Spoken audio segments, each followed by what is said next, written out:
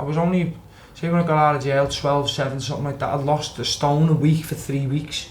And I was sweating, but I had sepsis, but I didn't know. Fucking hell. Well, from that operation, so like I'm deteriorating before my bed and before my dad. I'm like, my bed used to be lying in bed with me. The bed would be soaking. She'd be saying to me, "Look, something up with you. You know, this is not normal." And my half fella was saying to me, "Pad, you my son. I know. And my ma, there's something up with you. I'm telling you now, because my skin was going like yellow and I was gaunt. I'd lost that much weight. I had no energy. I was just sweating all night." So I was going back to the surgeon telling him this, and he was just like, "Oh look, if it gets worse, go to A&E." So I was like, "But you've told me I've got no infection," do you know what I mean? So what is it? Because I was having a lot of medication, because I mean sepsis, septic arthritis, it eats the joints. So you can die from sepsis, can't you? Yeah, so I felt like my knee was eating it at night, do you know what I mean? I was in agony, I was sweating, I was having bad 3 weeks. This is the worst part of all of it. Now never mind the ban. Never mind, you know, to go into jail, this sepsis stuff was scary shit. So I watched Darren Till against Stephen Thompson at the Echo, and then watching it with my half on the couch, and I goes upstairs and then I hear a bang and I collapsed in the bathroom. Then I get up, because I looked at, the last thing I remember is looking in the mirror at myself and being that scared of me reflection, because I looked that bad. And then my bird and my half fella ran up the stairs and like, "What's happening?" I said, "Dad, whatever I'm fighting, I'm losing here, you know." And my half fella kind of held me up and went, "I'm worried, Dad, I think I'm going to die." So then my bird shoots me straight to Aintree within an hour. They went, "She's got sepsis, she's fucked." So I mean, what happens with young people, you'll just keep cracking on until you literally bump. The next step's fucking organ failure. So this has all happened, do you know what I mean? And that's, once I've come out of jail, trying to get myself back right, and I'm in hospital for weeks on end then. You know, bag of bones. But I can't explain really. As soon I'm saying to the surgeon, he's cleaned out my knee once. And he's coming in and he's telling me, "I can't believe they've missed this. This fella was sound." And I'm just, as I've told you, use my story there. He's a bit, this surgeon. Forget his name. He was just like, "I can't believe it myself. So your luck." The Leg It podcast is sponsored by Montrex. Montrex is a cutting-edge sportswear brand empowering athletes across the world, built to enhance performance and give you confidence to go the extra mile. They've got some of the most incredible products at montrex.com. There is a link below this video. Click the link and at checkout enter the code LEGIT for 15% off your order. That's LEGIT, all one word. Everything from jackets, cargo pants, gym tops, t-shirts, running jackets, running pants. Everything is on their website, and they sponsor some of the most incredible athletes. Everything from UFC fighter Leon Edwards and a good friend of the podcast, boxer Jazza Dickens. So click the link below, use the code LEGIT at checkout for 15% off your order. Right, welcome to the Leg It podcast. It's me, Jordan Neal. It's me, Andy Grant, and this week's guest is someone who's got a madder story than me. This doesn't normally happen often, but Paddy Lacey, nice one, mate. Nice to meet you, fellas. Boss to have you in, mate. Yeah, we have guests on, mate, all backgrounds, and a lot of the time the boss stories are dead interesting, but yours gives mine a good run for its money, mate. You've had quite a life, so I can't wait to hear about it. Whereabouts in the pool are you from? I live Crosby. Crosby? Yeah. North End, lad. Yeah. So, was you always like, obviously growing up, you know, just to give people context, you've been a professional footballer in one stage of your life. Was it just footy from the get-go? Yeah, always footy. But I always had an interest in boxing, because my dad boxed. Always boxing on the telly Friday or Saturday when we were kids. But I used to ask him, he used to go to the gyms with him as a kid, in his own gym. He always had bags up, he put a bag up in my room. So there was always boxing there, and I'd say, "Dad, can I box? Can I have it?" "No, son, you don't need to box. If you needed to box, I'd lash you in there into the main." But I was always fighting, always like that when I was a kid. So he wouldn't let me box, he said, because you've probably heard about the boxing bug. Yeah. When you start, you can't stop, you're obsessed with it. He said, if you get the bug, you'll take your eye off the footy. So... Were you one of those kids that was just good at everything? Like sport, you know, you get those annoying kids who pick up play table tennis. Yeah, were you annoying at school or what? Yeah, when I was at school, yeah, probably you would say that. I remember going with my ma just to get rid of me in the 6 weeks old. She lasted like this cricket thing, me and my best mate. for 3 days it was, and we're like, we've never played cricket in our life. Then after the 3 days, some fella go to my mum and was like, look, we need them to start playing and all that. I'm not playing with them. Everyone had a kid, like you'd go to like a youth centre and he'd pick up a table tennis, and by the end of the day he'd be smashing everyone at table tennis. You're like, fucking hell. Well, the only thing I haven't got yet is golf. I started last summer and I'm putting the hours in. I want to get decent at this golf. I'm getting better life, but it's not a quick one with this golf. No. Mate, golf's in your mind. I've had lessons. I can't do it, mate. I just can't. You're overthinking and all that. And I have people telling me too much, do this, do that, and then my swing going to cock. So now I'm just learning for myself. I hold the cack-handed and just getting better. As long as you hit the fucking ball, you'll be sound. What was it? Go on, I was going to say about footy, mate, because I think we've all played footy. Jordan played to a decent level, and I had SARS and I was 12 at Liverpool, and then quickly realised that was nowhere near. At what age did you start thinking, like, I'm half decent here? My half always had been playing footy 6, 7, and my best mate Connor, who just mentioned, then he knocked it all out, so I must have been 7 or 8, and said in the Bronte chippy at the top of our road, there was a sign about a footy team come to Vicky Park, and he said, lad, you're flying, and his dad's telling me that, mind you, we've just lost Brian last week, so shout out Brian. And so me and my arm fella went down, and the fella went, oh, he's a cracker, I wish he had 7 of them. So then I started on my little footy journey then, but I was quite late because the kids today, Shay and Lewis, 2 little brothers play footy, they were starting under 5s teams and there was under 3s and everything started well earlier. I was under 8, I think it was, for Chesterfield culture. It's well more like structured now, innit? I mean, like a lot of back in the day, I think it was similar ages, it was a lot of community teams in it, Sunday league, but now like there's structured training sessions everywhere, there's like these little academy development stuff. Is it better though? No, I don't think it is. I think anything that you learn at footy, I mean, I played as well, but like it was learned playing with your mates, to be honest, getting kicked a little bit, stuff like that, not really, learning sort of the way to receive the ball and stuff like that. That comes later, doesn't it? I've got pure just memories of Sunday league football, though, even like lads I see in town now, I know them from, they was probably captain of their team, and we're talking under 10s, yeah. And you're like, lad, remember this game and all that, do you know what I mean? But in the academy stuff, they don't get all that, do you know what I mean? Or like the coaching side, just getting coached, there's no cup finals, there's no parents having murder. No. Do you remember cup finals as a kid though? Like, it was everything, like, a couple of your family members who never fucking watch you play footy might come down over there. My half fella used to come to finals, that was it. My half fella was a fireman, he turns up to Buckley Hill in a fire engine once, like, to watch me. Just remember what you're saying then about, you still see people now. I done a talk at St Helens graduation in the week, and I had to hand out these scrolls, and some lad I'd not seen since we were playing Sunday League come up, and I went, give him a scroll, he went to right hand, I went, hi lad. I've not seen him since he played like centre mid, maybe at 10 or something. Mate, the ties you make as a kid playing footy, I know we're going to chat further in this about like, professional footy and all that stuff, but the ties you make as a kid playing footy, you just can't, you can't beat it. No. It's from a good place as well, because obviously nostalgia, you're thinking, you bring back them good memories, you go, lad, I've had loads in time, remember that game?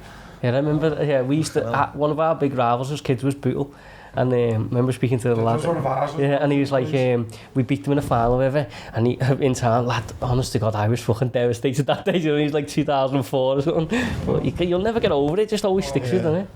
So what look at all the trophies and that. It was up to me out, I'd have every single one. I love it. What age then did it get start getting a bit more serious? Within a year, Tamia asked me to go and sign for Tamia. So my other mate at the time, my dad went, well, he's got another good mate who, my half fella played for Liverpool till he was 17, never got his pro contact, so my half fella, he had a clue, probably had too much of a clue, to the mean.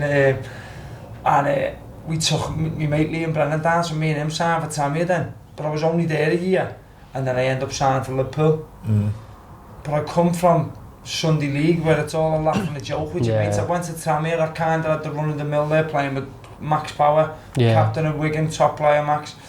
And he'll tell you, even like now he'll laugh, but I was just asking about all the time, to the way, and the coach was like, come on, Pad, so we're here more strict, to the way, we're here to learn and think, then I went to Liverpool and that was even more so, to get them in, and I was just like...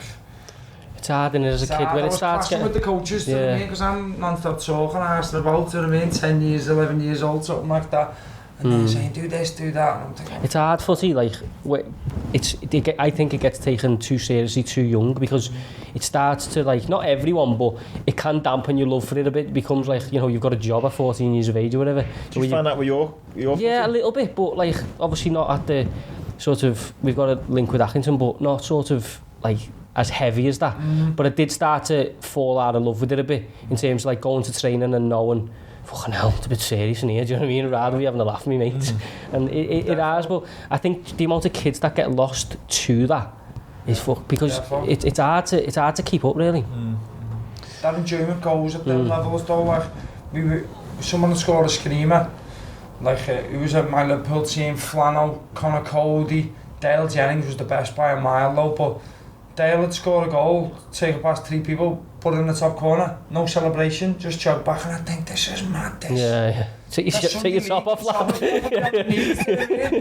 like at academy level, it's just like, you wouldn't even get a clap, you just have them walk back, and it was a bit robotic and just a bit mad. In the big games, would celebrate teams, Man U and everything, but normal games, you wouldn't. It becomes like friendlies, doesn't it? And I know, like, obviously all kids footy is essentially a friendly, but like it does become, it's all about development and you know, get a better player, maybe move up to rather than just like you're all talented kids, just go fucking play footy, have a laugh, do you know what I mean? Maybe you know, but like if you wouldn't lose that little bit of, you know, motivation that you do as you get older, because they're enjoying it a bit more. But I see it all the time, it's kids I've played with, and you know, they're not playing footy or not, and they hate it. They're like, lad, I hate footy now. Do you know what I mean? It's beat out of them a little bit. There was a statistic when I started my scholarship at Sheffield, which we'll get to, and the coach said something mad. Only 1% of you will still be in the game at 23 or maybe 21. I can't remember it. I used to be thinking 1% of all the scholarships. So you're talking 96 teams in the football league, only 1% of their signing 10 players, 20 in the youth team, only 1% of you still be playing. But obviously I'm still playing now for Chester, but you know, I've got them all on Facebook, Instagram. Hardly anyone's playing. Any of the lads have played against, all the top players have played with Liverpool, Everton, Man U played against, they're not playing. I'm thinking, wow, it's a tough old gig, the football, it's hard. You know, when you just said there, you mentioned players, Connor Cody playing for England and Dale Jennings. Who was it was Dale Jennings you mentioned? Dale was the best schoolboy, yeah. Really, Dale was... It's mad how you can say that, though. Give him the ball and he'll just do the rest of the game. It's mad how you say him, and no disrespect to Dale, but you look at, like, say, Connor Cody now play for England, and you think... But Dale got bought by Bayern Munich, didn't he? So Dale was at the time, absolutely flying, just playing like he did when he was a kid. And I think it was Didier Man, I don't know, but he told someone at Bayern Munich, I'm watching this kid in League One, he's 17, 18, he's absolutely turning. If you look at some of his goals, just getting it from the halfway line, just going past fellas, he's a boy. And then Dale's just a kid off Kenny, do you know what I mean? And he's over there eating pot noodles and didn't know how to look, do you know what I mean? Didn't know how to feed himself, look after himself. Do you get what I mean? And couldn't get the language, so kind of nosedive. I think he got a few injuries as well, Dale's. But whereas if you look at Connor, what you see of Connor now, that was Connor when I met him 11 years old. The exact same, a leader of men. He used to talk us through a game at 11, do you know what I mean? He was a man on young shoulders then, Connor. And I fitted his carpets about 2 years ago. And he went to me, fucking hell lad, how am I in the Prem? Taking the piss out of himself, he's dead humble. Yeah, I know Connie's nice lad, isn't he? Really nice lad. I think the fascinating thing about footy is, like, once you get to a certain level, ability is not the main thing then, is it? It comes about, like, your dedication, whether you're prepared to rest, recover, eat well, not go out with your mates and all that. At a certain point, ability just goes like that. Everyone's decent, do you know what I mean? Do you think, like, Dale knew he was, like, the best at that time as well? Yeah, because me and Dale, when we got put together, when I signed, got on like an some fight, he was staying in ours, my mum and dad were getting him, do you know what I mean? He was coming causing murder down in Waterloo where we lived, and then he'd go back up to Kenny. Yeah, he knew because he'd get away with murder, do you know what I mean? He could do what he wanted, he was in trouble in school, got through out at 13, and Liverpool were keeping hold of him, but he was constantly doing the wrong things, not turning up to training. In the end, I think they just said, John, what Dale, we've had you since you're 7, 8. It's time to... And they got rid of him, he went to Tranmere and he was in the first team within a year or so. He's mad, isn't he? You never thought about getting him on the... I spoke to him, and we've got a couple of like mutual mates and spoke to him, so we're trying to organise it because obviously he's had a mad story as well, but That's the people, but Liverpool's a fucking melting pot. That's what I just think. It's full of everyone. We all know people with talent. How many people do we know that could have done something in whatever? And Liverpool gets all of them, and it's a mad city for that. There's nowhere like it. I think as well, the one negative thing I will say is, I think people do support each other. We've mentioned it before, but it also seems a little bit like people maybe subconsciously are a bit scared to go above the parapet a little bit, because it's like everyone wants you to do well, but it's like, I can't do too well. Who do you think he is now? Yeah. Do you know what I mean? Mine was, call it conformity, but mine was like, in Liverpool, it's all for one and one for all, innit? So I never distanced myself from my mates as I probably should have. As I was getting, I was developing, I was in a football league, I always thought, yeah, but I'm still one of the lads. Yeah. I'm not just acting different now, I'm not going to Boozer, because what? Because they go, lad, aren't you coming to Boozer? What's up with you? Yeah. So I kind of stayed within that realm, and then it worked against me in the end, you get what I mean? But it's a very difficult thing to balance. So we've spoken loads of times to be able to have a presence of mind at that age and be like, you know what, lads, I'm not coming, because your mates aren't just going to say, no worries, lad, you know what I mean? Let's see you next week. It doesn't happen. It doesn't. No, it doesn't. Like, the fuck, lad, get out now. Or they'll start saying like, oh, look, he's gone big time, him. Do you know what I mean? It's a very apple. You say you did your apprenticeship with Chef Wed. That's not like a normal thing for a Scouser. No, so from Liverpool, I ended up leaving Liverpool. My half fellow was having murders. I could have signed for Man U. So I had to pick a Man U or Liverpool when I was going from Tranmere. They had to give like a few grand or something. What's it called? Compensation when you're a kid. So went to Man U, didn't really like the kids. That was a good group of players though. Ravel Mollison, Jesse Lingard, Ryan Sutcliffe. Goes on, Lionel Cole. I think about 9 of them made the pro, so that 1% thing that I've just said there, that goes against everything, but that was a bit of a freak thing. But we'll come on to that later, because my little brothers ended up signing for Man U. That decision got took away from them. My half a last mate, Man U or Liverpool, there's no conversation here, I'm signing for Liverpool. Sorry, what's my turn forward there? What was going on? No, just how'd you go from like the Liverpool to Chef? So then my half fellow was going into Liverpool, going, look mate, because he knew his footy, the coaching done was good here. We've been at Man U for 2 weeks, and them kids are miles ahead of yours. Liverpool Football Club don't want that Man U. Yeah. Coaching's better, so they just must be thinking, I'll lose this cheeky cunt, you know what I mean? So then that started a bit of friction. Coaches are kind of having a little pop. I've only been there, I've signed for a couple of years. I've only been there 3, 4, 5 months.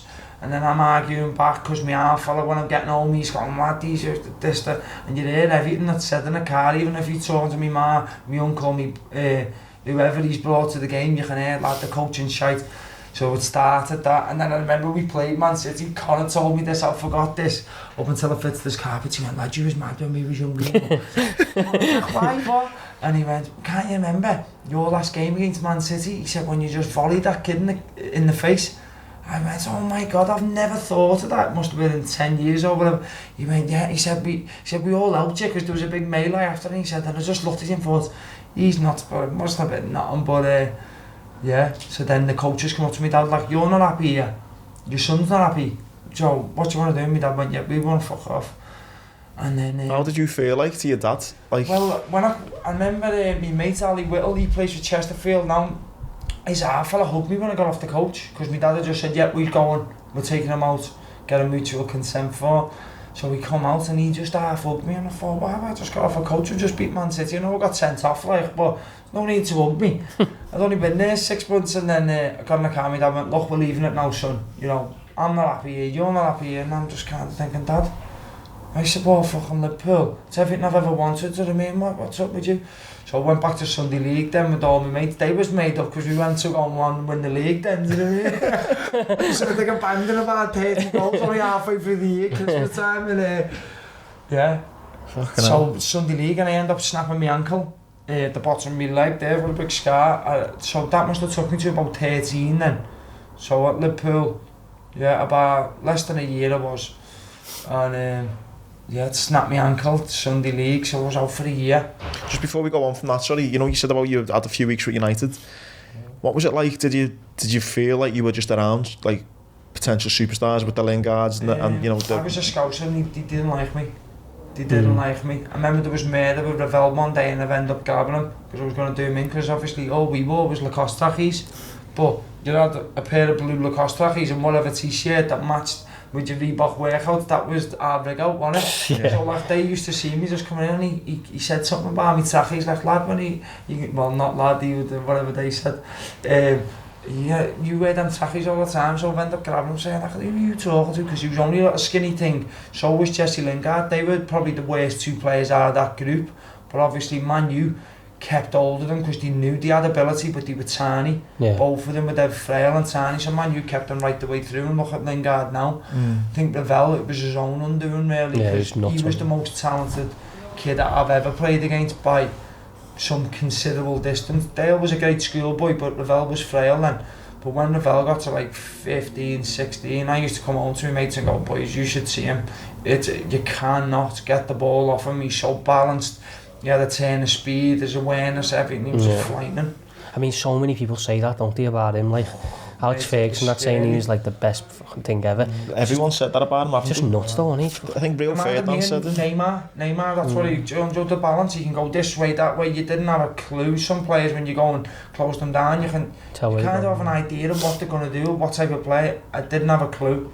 That's what I mean. Did he wind his neck in, did he, when you grabbed him? Yeah, he shit himself. He was only young then, but then I played against him, I think, under 15, 16s when I was at Chef Wed, and he was proper mouthy and he's saying all daft stuff on the pitch, thinking he was hard, but you know, you could pick him up and throw him, but if you can catch him. Yeah. Do you know what I mean? But by then, he just went from there, up there. He was levels above all of us. But I always remember the tweets with Wayne Rooney. He tweeted after the game, or he weren't involved in a game, he must have been 18 now, saying, I can't wait for the summer. I always remember this. So Rooney's the captain of Man U at the time. He comments back saying, summer's going to come quicker than you think.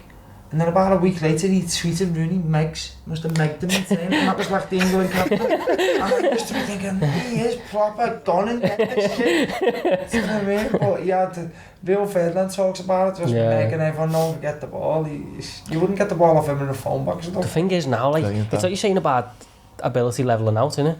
Like, you know, you look at him, I think he was knocking about like Italy or something, and he was like Mexico somewhere mad like that. Like, you think, don't you, he must, when he's training with them, mate, they must be like, what the fuck is this? I think Sam Allardyce took him, didn't he? And Sam Allardyce was renowned for, remember the team they used to have, Ivan Campo, JJ Kocher, he had all these faces, and he let them do what he wants. Because one of the lads I played with, Danny Livesey, he's at Chester now, but he come through Bolton and he played a couple of Prem games, and he said, lad, he could just do what they want. Look, I'm off for 3 days, mate. You've got to get all right sound, because on a Saturday they performed. They got in Europe and everything. We had a good 2 years, didn't he? At West Ham, was it? So he went to West Ham, and I think Sam Allardyce, you know, was kind of giving him the run of the mill and letting him do what he want, but in the end he plateaued. Yeah, I know someone who was at he was a first team coach at Sheffield United, the lad I went to university with. Well, he was before he got sacked, and he was there for a bit, and I remember him saying, lad, he is fucking nuts, you know. Like, he was like, you know, hotels and stuff,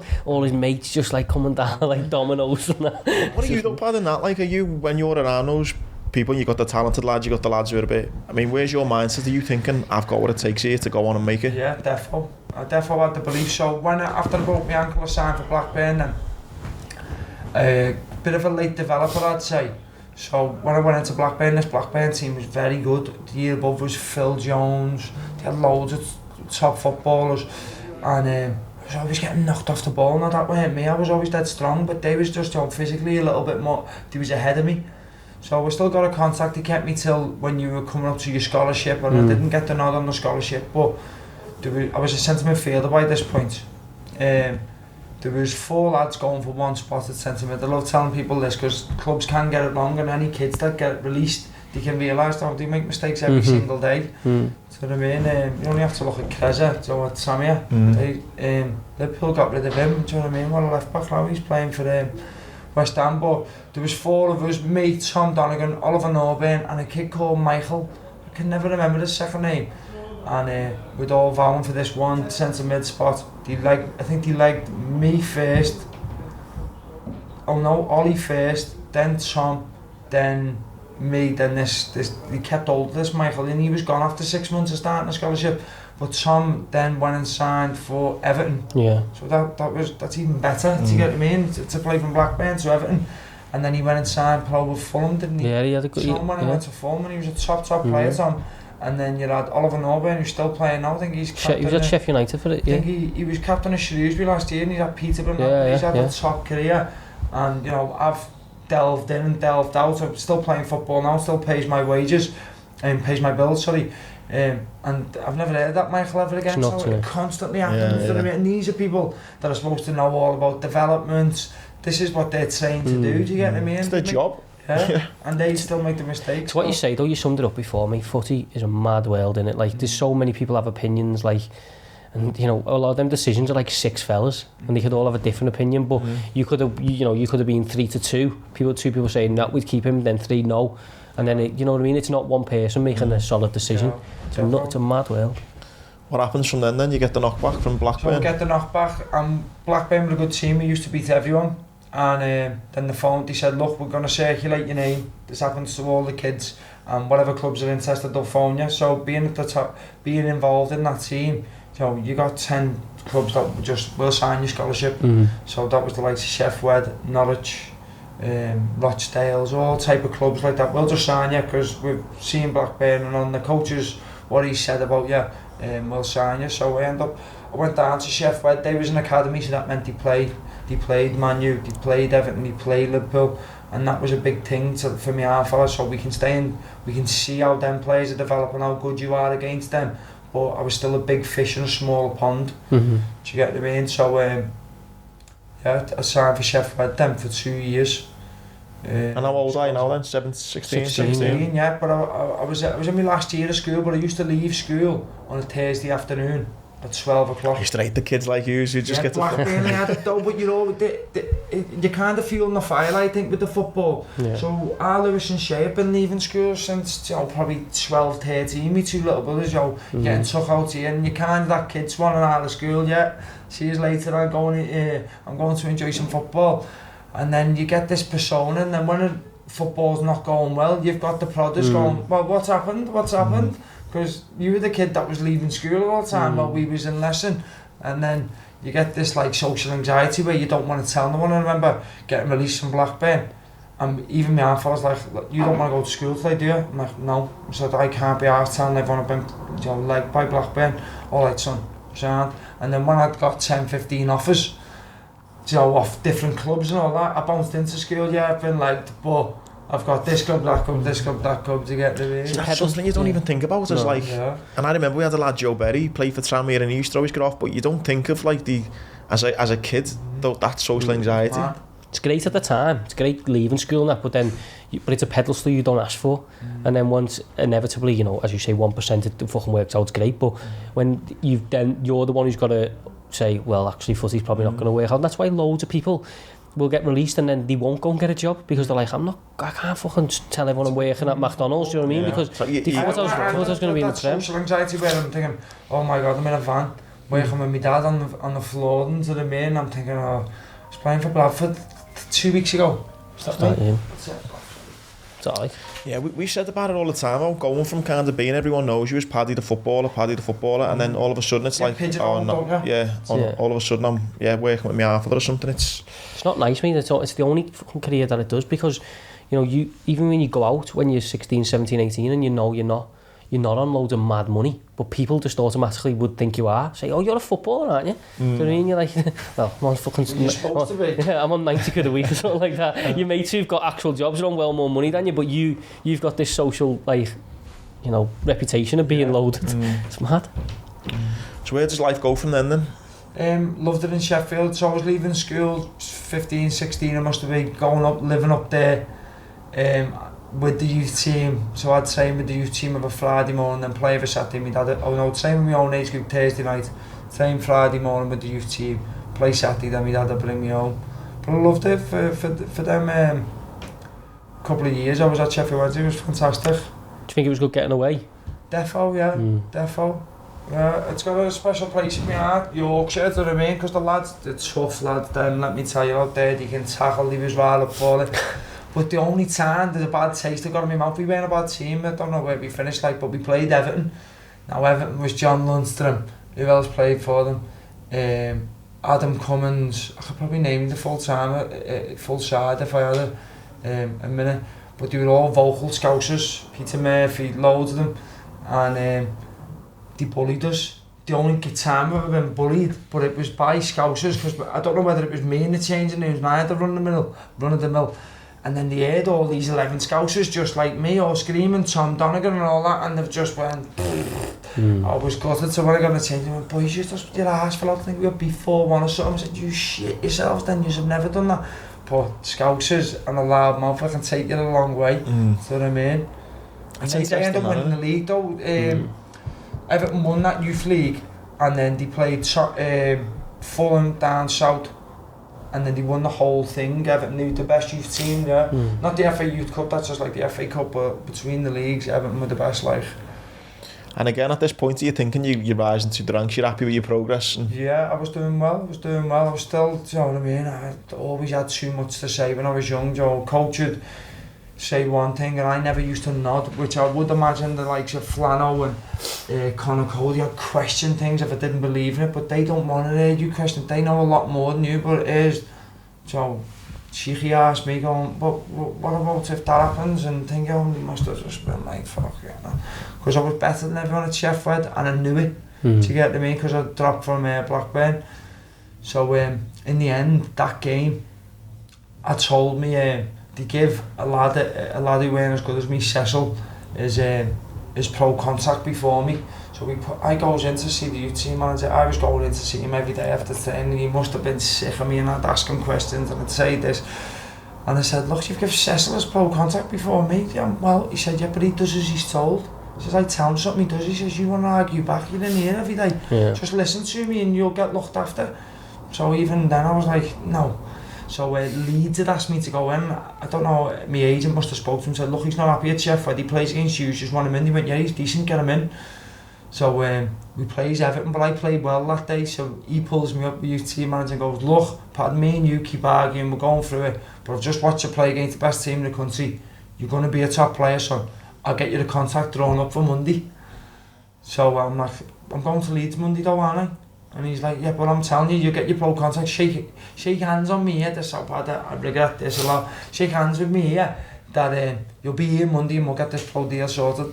So shake hands, look him in the eye and that. So I go home to my half fella, said, yeah, I played well. I said, he's saying he's sorting the contract for me Monday, it must have been 17 this time. My dad went, yeah, but it wasn't in writing, was it? I'm sick of him, lad, aren't we? He fucking does our heads and you can't stand him, fuck it, go to Leeds. So Monday morning, could have been there with the contract, only Sean will know. I'm at Leeds. I just turned up at Leeds, and my agent at the time was saying, lad, just go and sign that deal. It looks like he wants to make amends, because I've had loads of run-ins. I remember I told him I was going to chin him at the end of the game. I'd like half chased him because we played the pre-season game, and we're playing this team, this men's team, a non-league team. So then, as you do, I've heard it a million times, football, you scouse cunt, you scouse cunt. So this half fella's saying you scouse cunt to the mate. So I'm like, listen mate, I'll slap you at the end of this game. So at the end of the game, I know something had happened, and Sean went the manager, I don't know what angle he was coming from, but he's from the footy world, and I don't know, he went, what did he say to that fella in the game before? Because we got beat. I went and told him, if he calls me scouse cunt again, I'll slap him, or I'll slap him at the end of the game. He went, did you slap him? I went, no, because I've got this shirt on, do you know what I mean? I've got a shirt. Well, aren't you a pussy? So I must have been over there when he said that. I went, what? So I fucking ran at him, he's hard, and then I went and smashed up the changing rooms then. So we had like these little things all the time. Sometimes he used to love it. He used to talk to me like, I say this to my little brothers now, and he come through Man U, and he come through under Ferguson, and him and Lee Sharp got dead pally, and him. So together, I think they knew that they can't keep both, so they sent Sean up to Scotland for St Johnstone, and they kept hold of Lee Sharp, and he said, Alex Ferguson told me this when I was young. He said, you're around the Christmas dinner, and you've got your uncle there. My uncle played for Tammy's first team. You've got your dad there. You could have friends, family. He said, and everyone's going to put their 20 pence on what you need to do to be a player. If you listen to all of them, so you're not going to do nothing, but listen to the ones that are most important, he said. And I dish out the pro contracts at this level, at where you are now. I'm the man, not the first team manager. He doesn't have nothing to do with it. It's down to me, so only listen to me, because I think he could see I was getting influenced and doing things on a pitch that he hadn't been telling me to do. It's obviously when you get in the car home with your half fella, lad, you never done this, you never done that. Do you get what I mean? Yeah, 100%, yeah. So it's tough that, because it's a lot of noise in it. Like, you know, you're the one playing and stuff, but there's a lot of people saying. And especially if your half fella's got to a decent level as well. Yeah. It's not as if your half fella's, you know, doesn't know anything about footy. It's hard not to listen to your dad, isn't it? Whether you agree, disagree. You've got to slow on with him in the car, do you know what I mean? If you don't do the things he says, it's like you're not mature enough to go, right dad, oh yeah, I'll listen and take that on board, and then ignore him anyway, because you're not mature enough. You're just like, oh yeah, Sam, I'll do that, and your manager's saying one thing, he's saying that, and you're like... And we had the thing, we done a kind of my story the other week, lad, and it kind of brought back memories, and a bit extreme, like, but when I come to have my leg amputated, my half fella did not want me to have it done. And it took like 6 months, and it's my fucking leg, it's my life, but I felt like I was having to try and convince him, and I'm talking him round, but it's my life, but because it's your half fella, you fucking listen, don't you? It's a natural thing, though, like, you know, at my age now, I'll have conversations with my dad where I'll say exactly what I think, and we'll go from. But when you're younger, you don't have. No, I don't think bravery is the right word, but you don't have it in you to say to your dad, "Hang on a minute," do you know what I mean? Maybe let me have a look at it first, because for all you've ever known all your life, you worship the ground you walk on. Do you know what I mean? And not that you don't know more, but you don't have the presence of mind to say, you know. That's why I only started boxing at 22. Yeah. Do you get what I mean? Just listening to him. Yeah. I listened to him all the way through, and then just thought I'm doing it. I've always wanted to do it. So always something in me that's wanted to do it, so I'm going to. So did you get a pro contract at Sheffield? I ended up playing in a reserve game against Bradford City. I think my agent was there or something, a coach, Colin Cooper. Remember Colin, he played for Middlesbrough, played for England. Good player, Colin. I seen him the other week of the game, funny enough, at Barnsley. And he'd watched me that night and spoke to my agent, went, look, he'll play League 2 next year, he's a cracker. So I signed for Bradford in the summer. And then I was just plagued with injuries, just a bit of bad luck. 2 knee ups, pulled me thigh twice. And then it was back to real football. Then I had to drop down the leagues into non-league, where you get a job and you go on a Tuesday and Thursday. And play. Did the love for the game then start to drop at any point, did it, or? Well, there's this like, no one wants to drop into non-league, it's mad. I wanted to stay in football, full-time football, and I had the manager Phil Parkins at the time saying, look Pad, you're on decent wages because they've got you from Sheffield team in the championship or whatever. There's young lads here who are pittance, but you're on decent wages, so I want to get you gone. So, because they were in a relegation battle at the time, the manager who signed me had been sacked. I want to get you gone, free up some wages and get some players in that can help me stay up. And he was quite calm. Tell me to fuck off, because it is a personal question, but at that level, what wages are you talking about a week? 450 quid. Yeah. But if he could get rid of 2, 3, 450, 750, maybe he may get one player, a centre half that is really going to turn things around. Turn the tide, yeah. So it's mad down there, isn't it? Because you know you're there now in footy about all mad wages, but such a balancing act. And you say 450 quid, you're like, but you know that was big wages for exactly. a kid of 18. That was massive. Yeah. Do you get what I mean? And the manager who signed me, Peter Jackson, we'd had a deal agreed, and I've just rocked up first day of training, and he kind of pulled the rug from underneath me. Look, I never got you the 450 I promised you. I got you maybe 350. You still take that, won't you, son? You know, manager skimming and scraping, trying to save £1 a week, because if he does that to 10 players, he's got £1,000 a week for Joe another one, and that's how the juggling at the lower levels. Yeah. So I'm just like 18 years old, and I'm like, all right, sad. With that, and my agent then, I said, he's told me I'm only getting 350 now. He rang and kicked off. Do you know what I mean? And then he went, no, sorry, I shouldn't have done that. But for everyone that doesn't kick off, like, you know, you're saving them. Exactly, yeah. So you're playing and you drop down a league. How old are you now then? So I got released in mutual consent, where you get your contract terminated. I must have been, I think it was Feb, so I was still 18, just on the verge of turning 19. And it goes, but I had 2 knee ups. I'd torn my thigh twice, so I was nowhere near the player I was just coming out of injury, just coming out of rehab now, just starting to play with the ball. And I'm saying to Phil Parkinson, I went, I know you want to free up wages and that. I said, but I've been injured all season, and you know, I don't want to go into non-league. It's like, there was a fella there, Guy Blanton, played centre half, and he used to say, I've had 14 clubs, I've been paid up 12 times.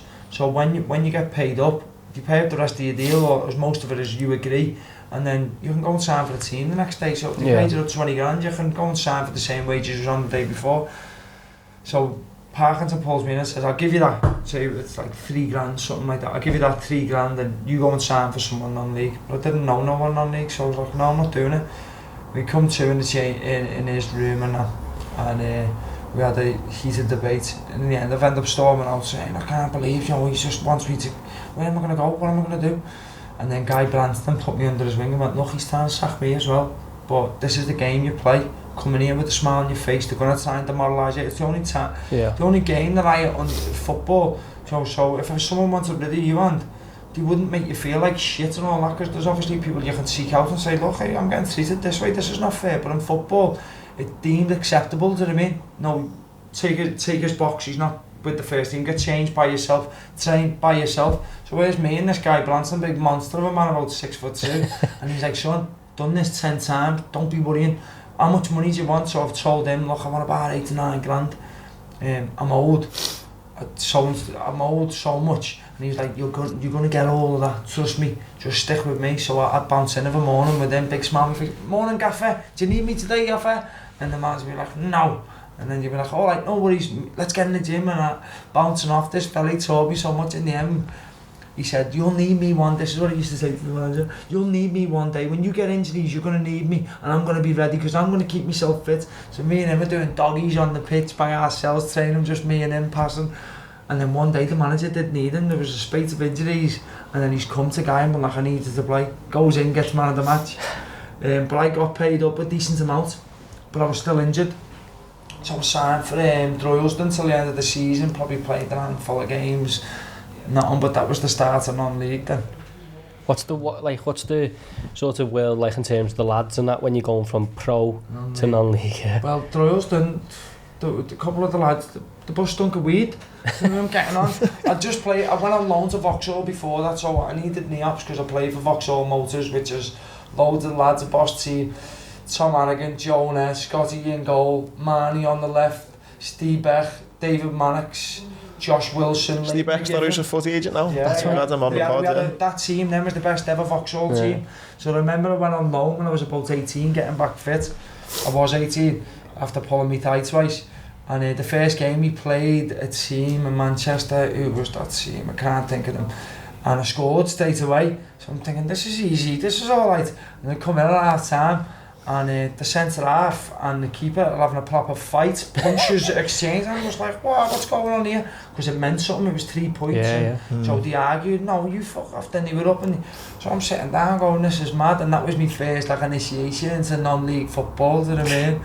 And it's crazy, innit, like non-league, because as you say, like all the way through we spoke about it, it's not really about the 3 points, it's about, you know, I on my pro contract, getting a better player, and then you get in there and these fellas are like, what, you took me £100 bonus and look, and you let someone go in the corner, you're dead. It's over the cross and he's saying, centre half should have deal with it, he's saying the keeper, so like the fans, you should have, in the end they just end up boxing in the team.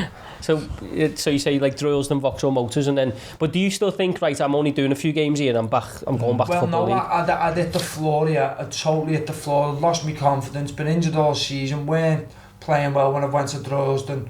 My knees didn't feel good, my knee didn't feel good, I just didn't feel, I had low on confidence. So I'd started working with my dad as soon as Bradford paid me up, and I was playing non-league, which was only Tuesdays and Thursday nights. My dad said, son, you're not sitting in bed here, you're in this van, you're doing something, I'm not having you lounging around all day and then just going to footy overnight, you know, you're only getting 200 quid a week off that Droylsden, you may as well just learn a trade.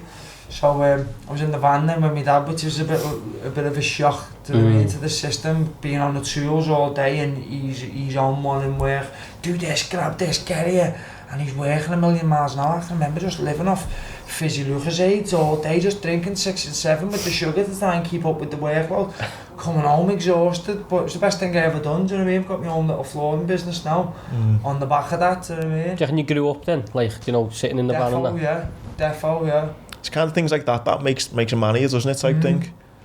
And then in that summer, my half father was saying to me, Joe, what do you want to do? I said, I'd love to get back to the full-time football, Dad, but, you know, I just don't feel myself no more and my confidence is shot.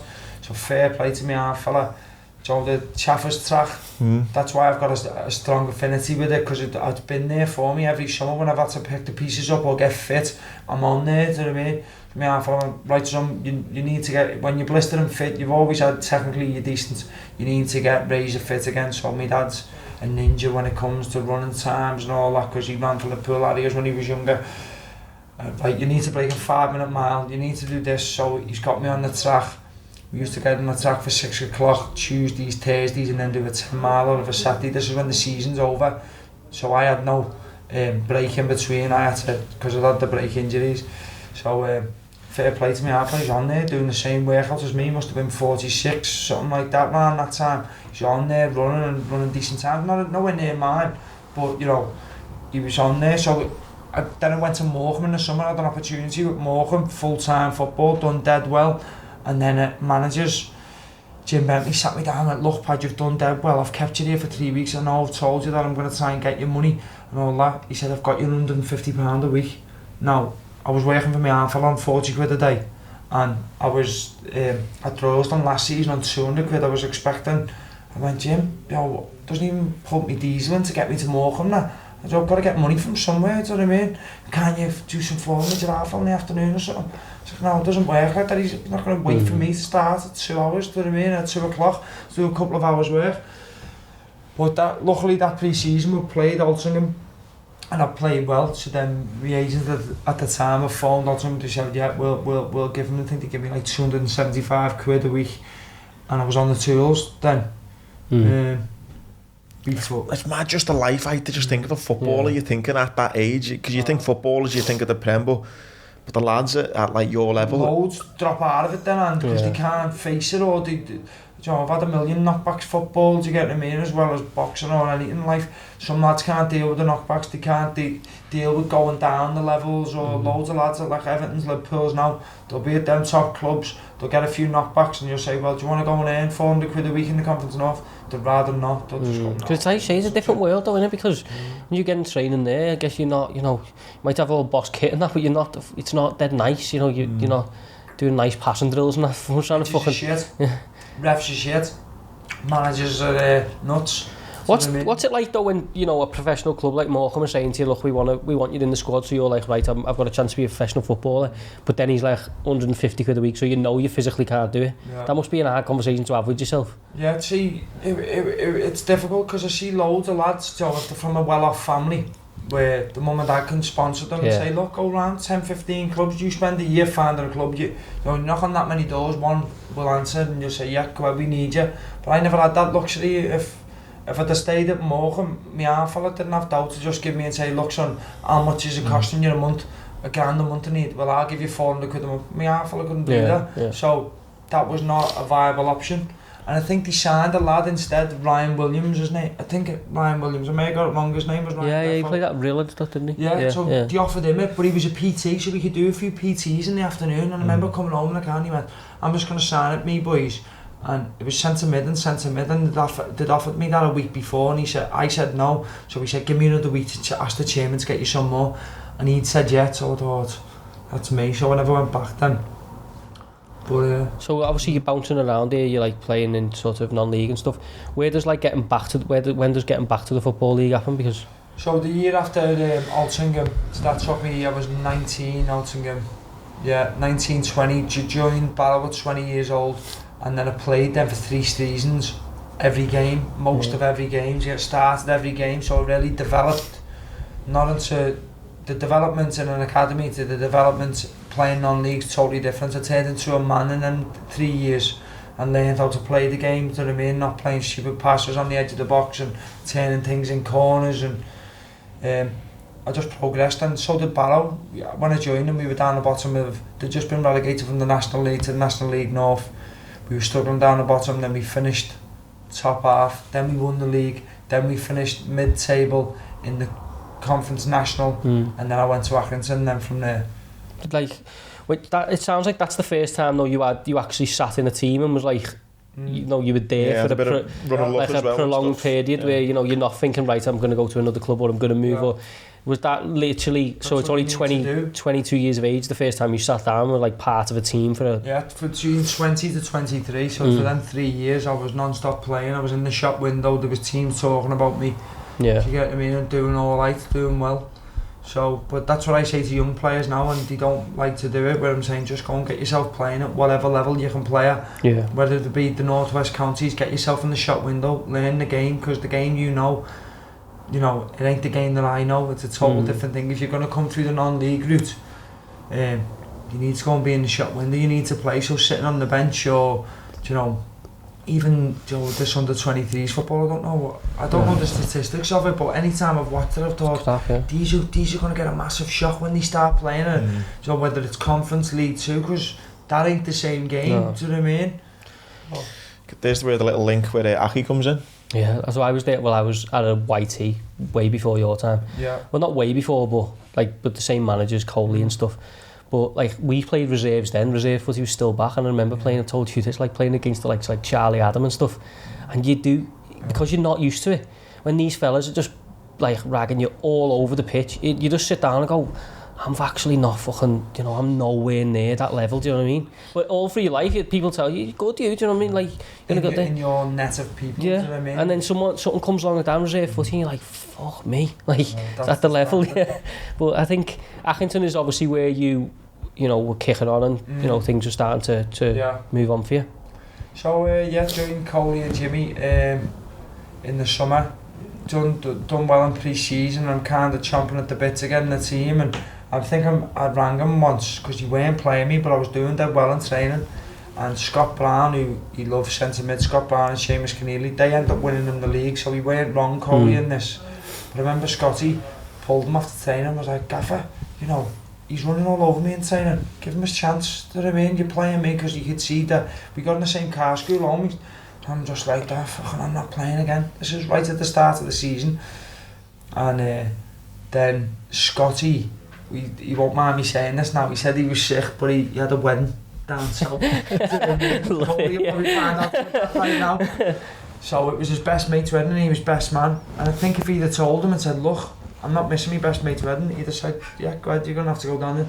So he threw me in for the Portsmouth game, and then that was the start of it. Then I've come on against Burnley in the Carling Cup, done all right, got knocked out in the last minute of the game. And Tom Pope, the goalie, has come and jumped up for an header, bang. It's the only ever time in my life the lights have went out, no boxing, no nothing. So I remember waking up and every muscle was tense. I was like, what the fuck, what happened there? I only jumped up for an header. And I knew I weren't going to head. It was like 3 men in front of me, but I'd already jumped and like half switched off and bang. So then the physio was like, we're winning 2-1 or 1-0 against Burnley, it's on Sky. You're going to play on. I was like, lad, I don't even know what's just happened. What did you play on, yeah? Yeah, so I'm running around the last 2 minutes in a complete daze, concussed. And then I'm getting my head stitched up, and so was he. He'd split my head open, it was all down to him, and I was like, what was you trying to do there? So on the next bed to me, he said, I was just causing bollocks, to be honest. I just jumped up. Goalie, and so he went up, I went, fucking hell, mate, I've got about 6 stitches in the back of my head here. And then Coley come in, I remember Coley said, lad, you've done well, you're going to start the weekend. So in football these days, you can't play unless, if you've had a head injury, you can't play for a week. I was like, there's nothing wrong with me, I've just got a cut. He was like, well, you were saying to me you felt dazed and that? I was like, no, I was lying. I want to play.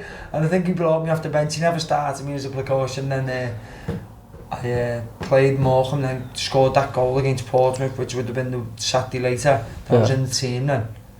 Is that the goal of the month? The goal of the month, yeah, against Portsmouth, last minute winner. I see, I watched it. Not last minute, it was 80th something minutes. Yeah, some goal that like. Yeah, it was a belter.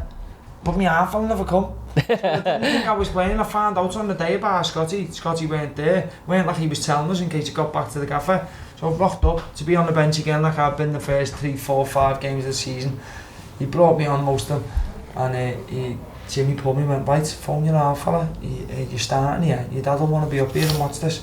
I went, Jim, I said, he's chocker busy with work. He took Saturday work on. So I rang me dad, I'm starting here against Portsmouth. You're messing. No way, I'm on a double stairs landing. So he tells the fella who he's flooring for, he says, look mate, I'm not going nowhere, I'm doing it, but you wouldn't get Sky Sports on, would you? He said he could score in anything. So my half fella says I'm fitting in that, and we were trying to get on the radio but we couldn't, and then the fella just popped his head down. Mate, you're not going to believe this. So they've just heard there's some wonder goals at my half fella's like, you're messing. He's like, no, swear to God. So my half fella's up, and then you just see Lacey last minute. He said, lad, he said it was a screamer whoever they've went to at the ground.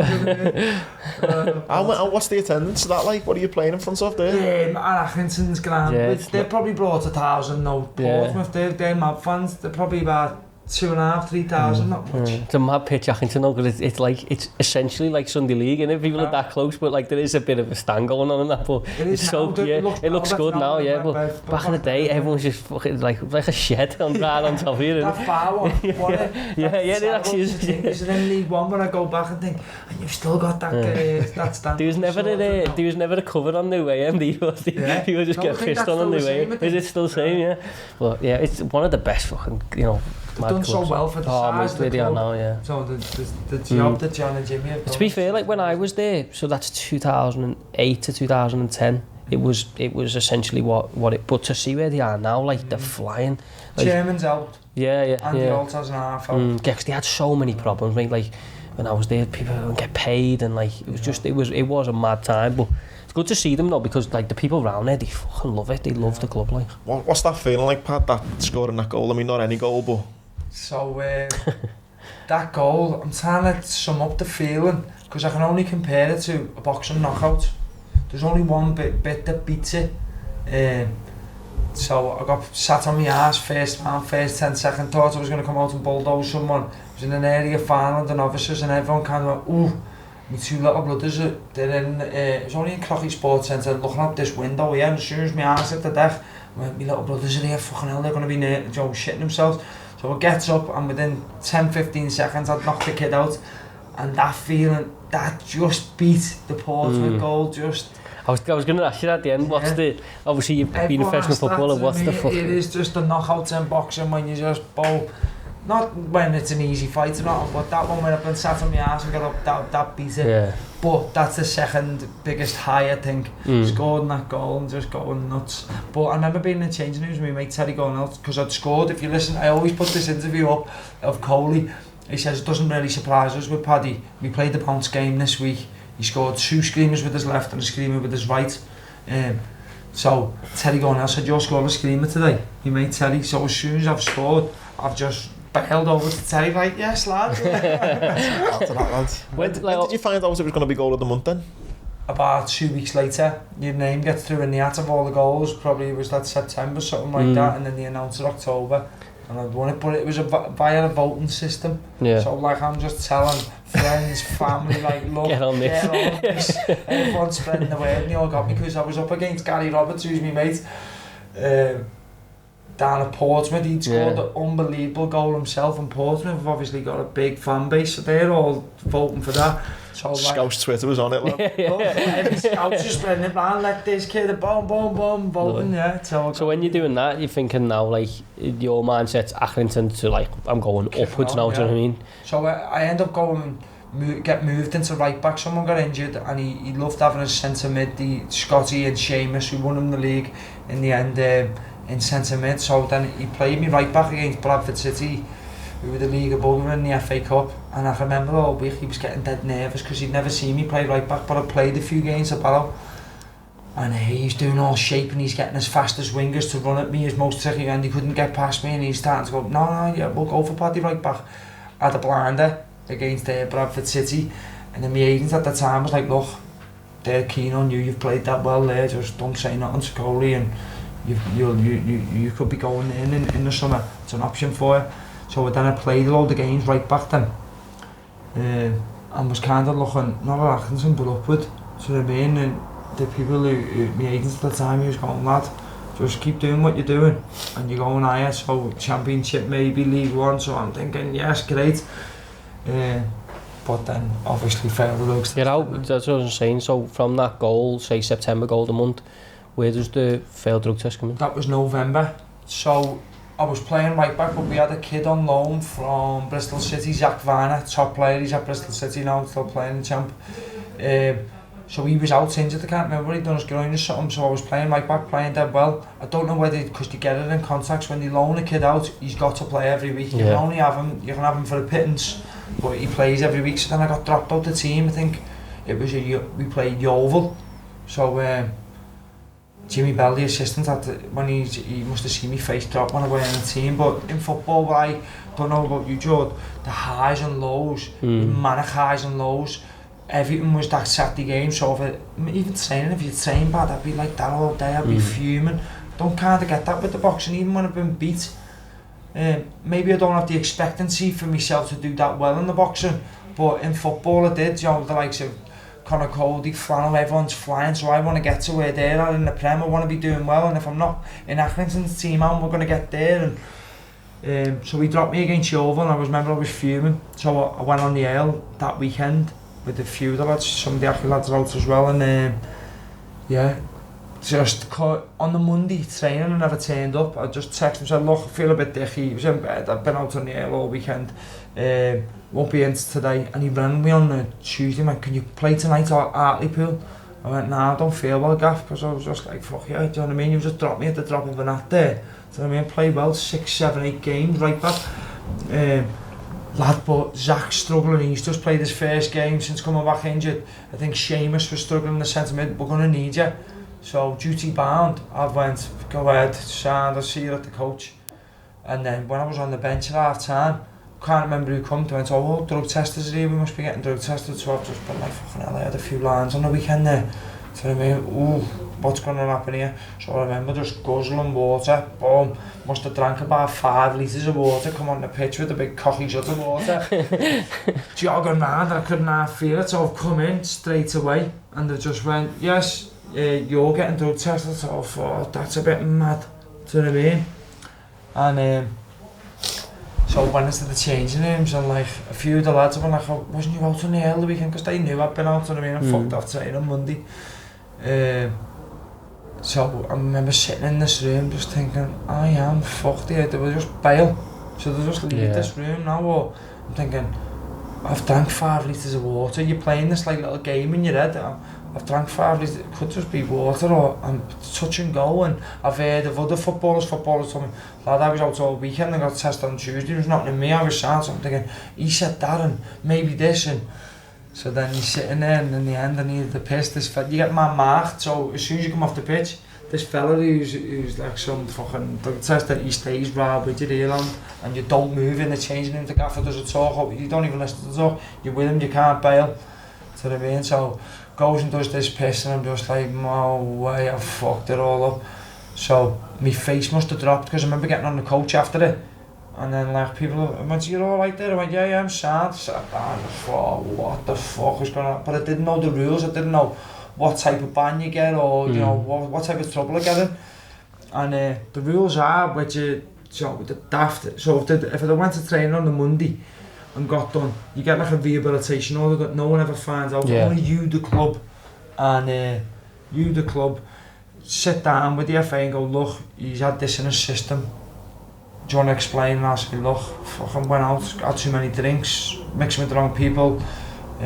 So probably self-medicating because you dropped me and I just want to load the fucking ale and drugs down me then to sort me head out.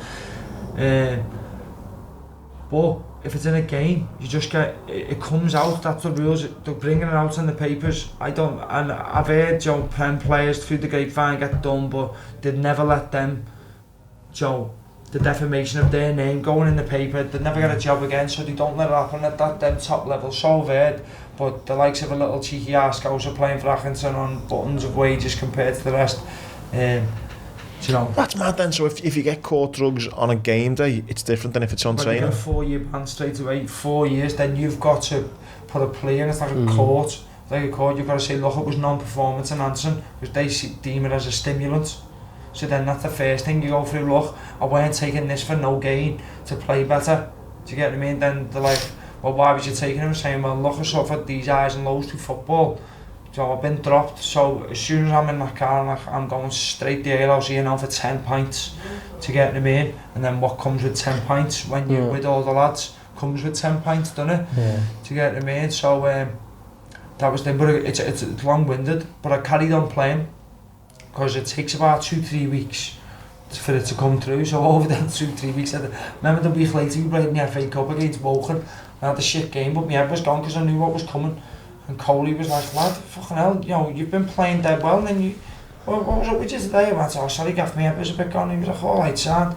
Then, was it the week after? Yeah, we played Leyton Orient, funny enough, at the Ern's club, Paddy Ern, they own Leyton Orient, and when I played them was the Saturday the 10th of December 2016. Now our box for Matchroom, Paddy owns Matchroom, on the 11th, Saturday the 11th of December 2021. It's mad what's happened in 5 years. So, and I started in the old, Accrington had me playing it, I started in the old, someone got sent off, I think Matty Pearson got sent off, and he ended up, Sean McConville got sent off, and I ended up right back then centre half, but I played dead well, and we got beat 1-0, and Jimmy come up to me in the changing room, lad, you were fucking fantastic today. Fast forward to the Wednesday, just an hours at half, thought, lucky escape, I was away with it, to the main fourth. Your head must have been like did John and anything in life where you've got something hanging over you is bad, but something like that. Did John and Jimmy not know that you're gonna obviously have you basically you know you're gonna fail, but nobody else knows that, like, you know, this is coming back out, like confided in a few of the lads in the car, because I said, look boys, I was out the weekend and fucking I've ended up having a few lines and that, do you know what I mean? They were like, oh no way. Then they were telling me the rules, so I'd just come from non-league where no one's ever been drug tested in their whole lives, do you get what I mean? So I'm like, oh, you're messing, boys. Sleepless nights, just worried, sick, just that horrible knot in your stomach. And then Coley rings me, but I forgot. I went, yeah, Scaffer, what's happening? He went, you sitting down, lad? And I was like, yeah. He went, you failed the drugs test, mate. I went, what? I went, I haven't, and just denied straight away. He said, well, the FA have told us you can't come into training until they do something with you. You can't think, you can't do the... I'm just like, oh, you went, Pad, I can't do nothing. He said, if I could help you, I would. He's saying, it's between the powers that be at the club and the FA now, it's down to them to sort it. So fair play to Accrington. They could have sacked me that day on the spot, do you know what I mean? But they paid me till the end of my contract. So all that season when I'm in, purgatory, heaven or hell, I don't know where is that purgatory? Where I'm just in this no man's land, can't attend football, and I haven't even actually been banned yet. So I'm like trying to fight a case to get him in where, so I was like that from December.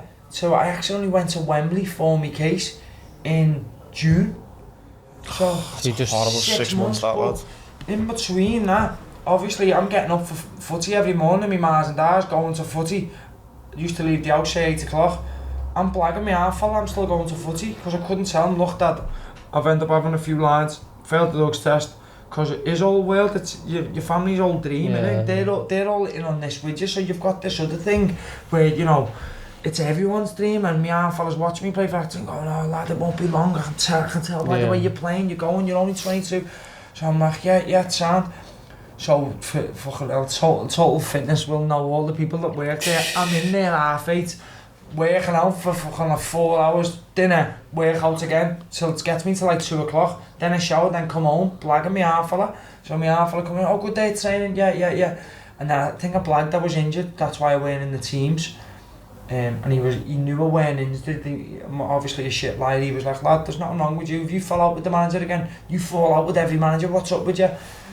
And then Jimmy Bell, the assistant, was saying, Pad, you're going to have to tell me you can't be living a lie. I said, well Jim, I don't know what my ban's going to be. And they're like, look, you're going to get banned for a long time, Pad. So the quicker you tell him, the better. So how long did this lie go on for?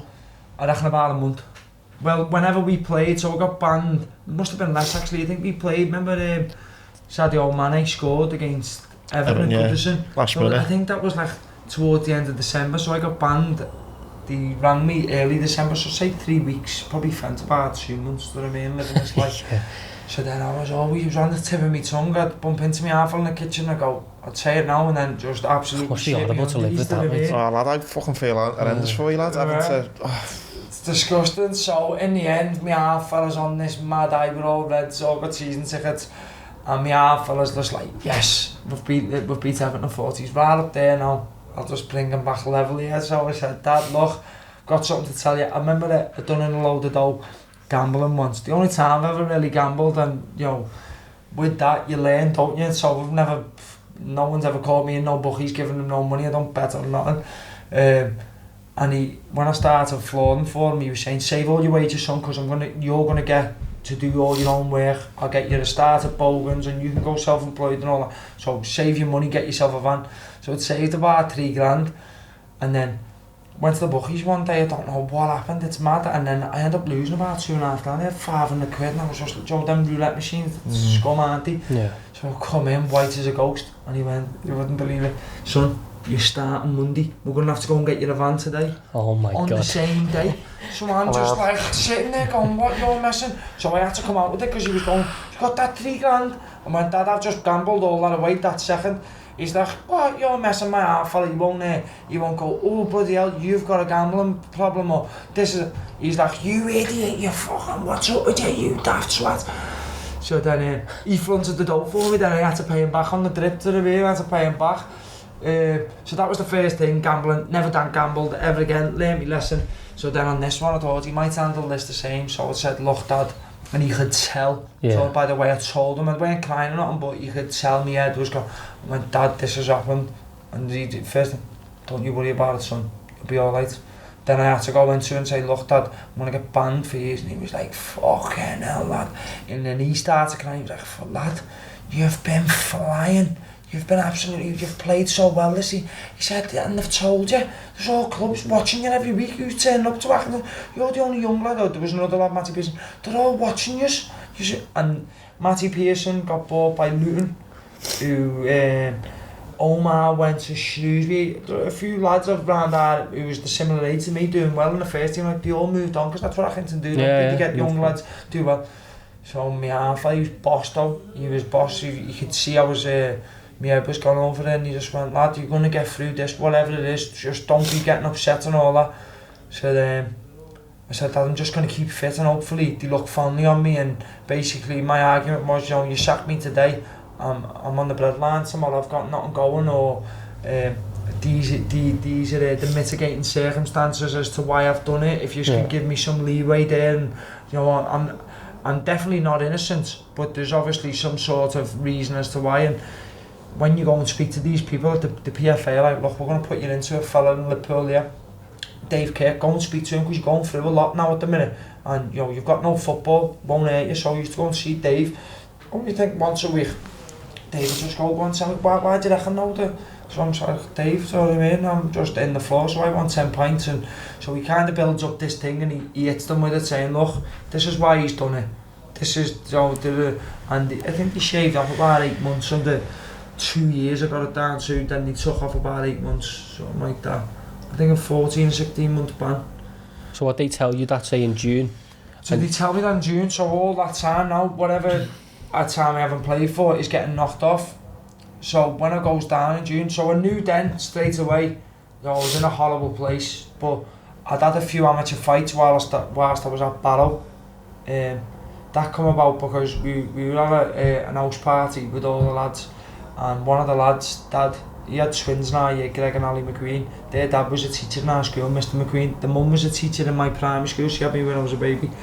And he'd had a stroke, and he couldn't speak no more, and was in a real bad way, and like Greg's having a nail, and he's getting a bit emotional. He said, lad, I can't even speak to me half, you know, I can't make a sentence. So I'm like, what can we do, Greg? Do you want to jump out of the plane, or do you want to run a marathon? Let's raise it, because he said it's £70 for speech therapy a session. He's like, we're not going to get 70 quid twice a week, or so I said, let's do something. So then I don't know whether it was my idea, I don't think it was. I was like, why don't we all fight each other? Why don't we all box, have a fight, put it on, the old school will turn up, because we was about 21 now. So yeah, everyone's full of ale, everyone's well up for it, aren't they? So I said, I'll go and speak to Sid Sedanki at North Mersey, who's a family friend. So I'll go and speak to Sid, he'll train us. I said, we'll try and arrange it all ourselves. Goes down to Sid goes, look, I'm not having no puddings going in the ring, you just got to learn. You have to be here for 8 weeks, twice a week, or maybe even 3 times. Be here 3 times a week. If you're all doing, you get to a decent standard, I don't mind helping you, and I'll do the corners, I get someone to do the corner, you can all box. So every week we were posting this fight, there's 2 lads from school, fucking hell, all the school, the teachers turned up, it's pure sellout, we raised 12 grand. Oh, fucking hell, that's so that's how it come about, and me half fella. So I was sparring all the lads in the gym, and then I was giving it to them a bit, so a lad, Chris Kane, he went to school with us, Kano, do you know Kano? He runs with the Marsh Lane areas and he come down and was helping coach because he was an amateur boxer, he'd had about 20 bouts, so I ended up sparring him. He'll say I weren't duffing him up, but I was pasting him. Do you know what I mean? So he's got on David Burke then and went, look, there's this lad, he said, he's from by ours, he went, but he's good. He said, I'm sparring him and I'm unfit at the minute and he's decent, can we get him a solid? And he was like, get him down straight away as soon as he's done that white collar or charity fight, whatever you want to call it. So I never fought none of my mates because I'd have done them in, do you know what I mean? It would have been our last. I fought a proper amateur boxer who was well bigger than me. My arm fella knew that. I told him, my dad was like, yo mess, because he boxed amateur. And you don't want to be boxing an amateur, you get filled in. So I think we played Torquay alone that day. This is 6 years ago, about a week ago.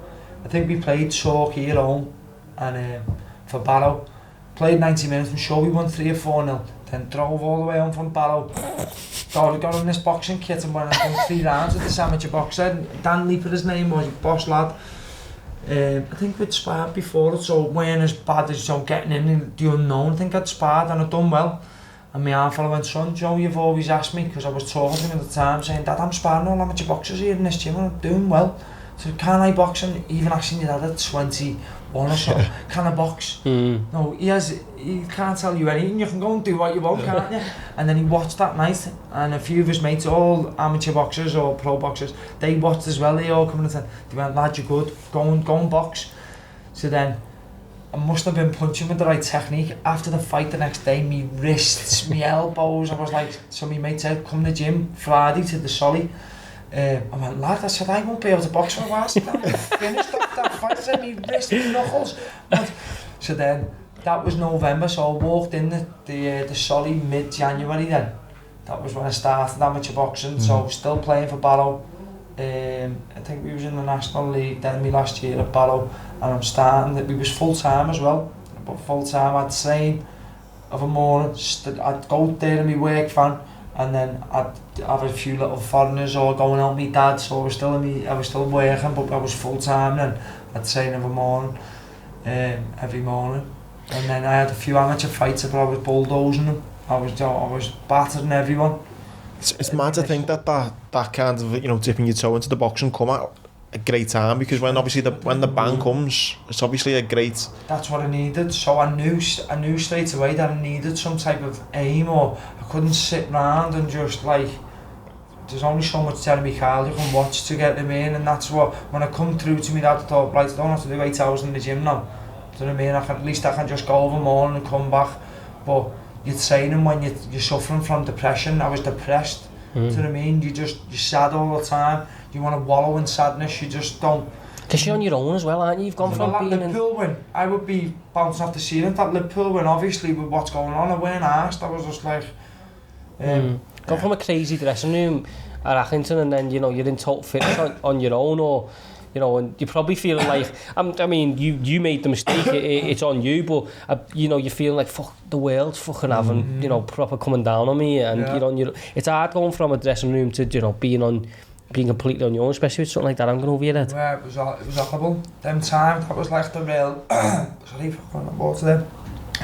It was a proper testing time, I'd never had nothing like that in my life where it's proper testing.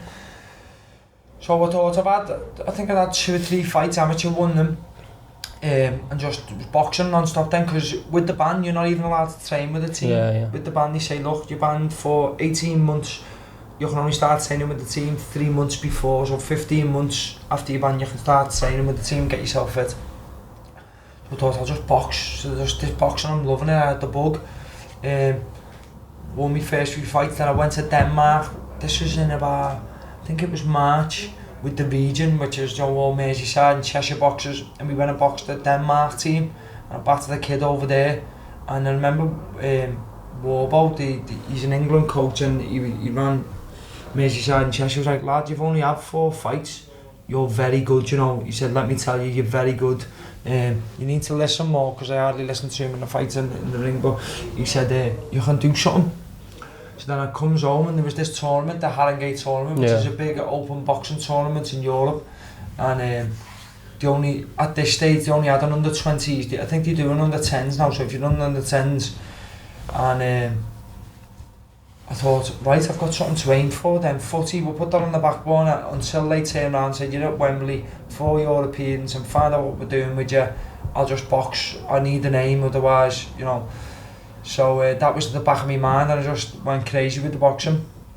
And I think it was, I'd have won the Haringey, yeah I had. No, I hadn't. That's a decent tournament to fucking win as someone who's had... So I was only on 4 fights. I think my first fight, the lad had 17 in boxing terms. That's a lot, yeah. You learn a lot, Joe, in your first few fights, and everyone was a lot more experienced than me. The lad who boxed in the final, Liam, that was like, because he went in on, say, it was 20 and under, say he went in on 19 fights, that was like his 22nd fight. It was my 7th. It's massive. It's a big jump. But anyway, the semi-final, which is it's a poignant moment for me. I rang my half, I was fighting a big puncher who's a pro boxer now, Rob McGill. Smashed him, and then rang my half, I stayed after it, because he was he flattened the kid the day before in the quarter-final, because there's 4 rings, it's just some atmosphere, you're going down, if ever you wanted something to do, it's at the Ali Pally, and it's just top boxers, and it's all going off. So I can get him in the quarter-final, in the semis tomorrow, watch him, first time, boom. Just took this kid's head off. The kid was snoozed. He had to wake him up with salt. What's going on? The kid was snoozed. And then he come out and just had a pint. The lad just come out, so I'm thinking, who am I fighting here? So I remember I'd smashed all my first 4 fights, was stronger than all of them. So they sat me down, the old tell me coach was like, look, Pad, this kid's probably going to match you for strength and punching power tomorrow. Fucking, you won't be able to just walk through them like you have your others. And I went, I will. I said, I'm telling you now, I will, and I did. And kind of rang me half fella at the end of the semi. He said, Dad, John, that lad that I was worried about last night, that I've smashed him, and that. My dad's like, oh yeah. He's like, son, made up for it. I was dead subdued, and he was starting to get into me boxing at this point. Obviously, we had no football. Just turn your phone off now, lad, and get your head on the final. So he was always saying he was coming down for the semis in the final, and he went down there. I went, alright, Dad, sad. Put the phone down, I was half fuming. I went, no, my half was not even asked there to me coaches. I said, he's just like, and he went, don't know, Pad. So then, I think it was a status on Facebook or something I'd seen, but lost my Auntie Berna, my dad's older sister. She'd been sick for a while. So obviously he didn't want my head to go before he had this final the next day. And I'd seen it, so I rang and went, Dad, is Berna Dad? He went, yeah, and he burst out crying, I've started crying. So it comes to the boys. Outside the Ali Pally, they have this food and drinks festival around the outside of it every time when there's Haringey tournaments on. So when all the lads start fighting, so the coaches or any lads that have been beat, they have a pint, they have a scran, and it's good atmosphere. So I've come over and he must have seen I've been crying. They went, you alright? I went, oh boys, just had terrible news there. So fair play, me coach at the time, Paul Eddy, went, Pad, like this boxing news asked, because I was the only one in the final. I think we had 4 lads and I was the only one who got the final. He went, I'm just jib this now, no getting the coach home. If you want to get home to your family, he said, there's more important things than a gold medal, do you know what I mean? So I went, nah, I want to box. I said, but I'm angry. I said, but I'm sad. I said, I'm in a mad place, to be honest. I just want to get home and get in bed. So that night, never kept a wink, do you know what I mean? Never kept a wink. And then the next day, the only time I've ever been tired in a boxing ring was this one. I think I was emotionally drained, no kip. Got in after 30 seconds, but he was dead fit, Liam. I was knackered. So you're just fighting on pure heart, you know what I mean? And then wins the final, gets home. Now my half fella was obviously, because I failed the drug test, he went, lad, I knew that you was taking drugs going out. He said, you're the only fella. He said, I used to say to you, man, you go out 6 o'clock after your game for Saturday and come home 6 o'clock in the morning. He said, I've drank my whole life, lad. 2 o'clock comes, you want your bed. He said, it's impossible. I said, but I'd always say, oh no, Dad, we was having a good night, we were doing this and that. But he used to call me and I'd go, you're mad, aren't you? Joe, lying to your man and dad, it's embarrassing when you think back.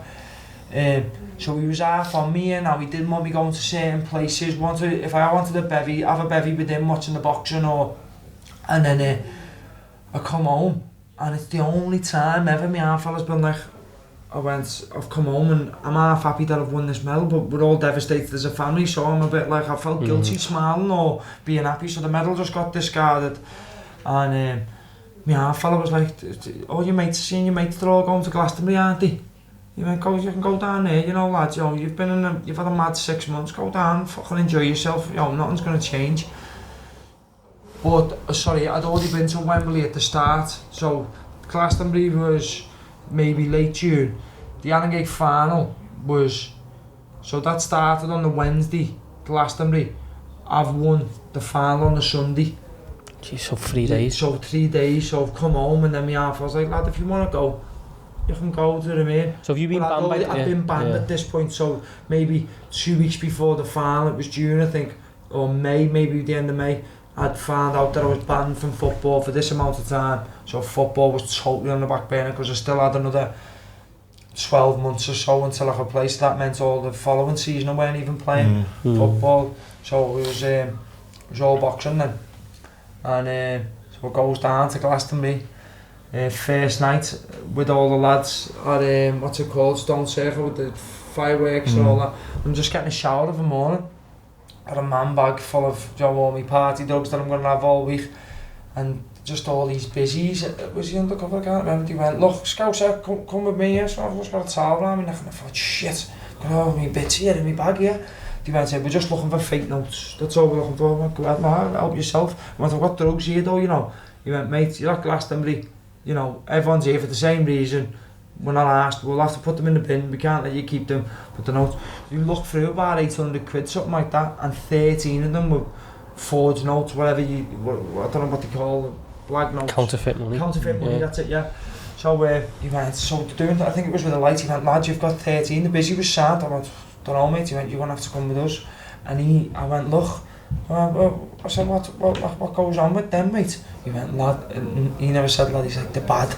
He said, I don't want to shit you up, but he said, we've been told to look for Scousers with these, because it must have been within circulation, but you know, you can pass them along the line and no cunt knows, do they, you know what I mean? So it's 13 notes out of... 13 notes of about 800 quid, all £20, do you know what I mean? So the busy, when I interviewed, when I went down to court, so I goes to do an interview and that says the fellow, don't know how I've got them, someone must have given me them, or I might have got them last night when I was up all night off my cake or whatever. So he got bailed then went to magistrates in the morning. He went, the busy who nicked me, who done the interview, sorry, he went, look, you've got a load of real dough there, so say 7 ton of real dough, go and get yourself an hotel. I was going to say, out of that 800 quid, it's probably what, 200 or something, isn't it? 13 notes is not much. 260 quid it was, and all the echoes ever said there's 500 and something, it was only ever 260 quid, but obviously someone's been misinformed.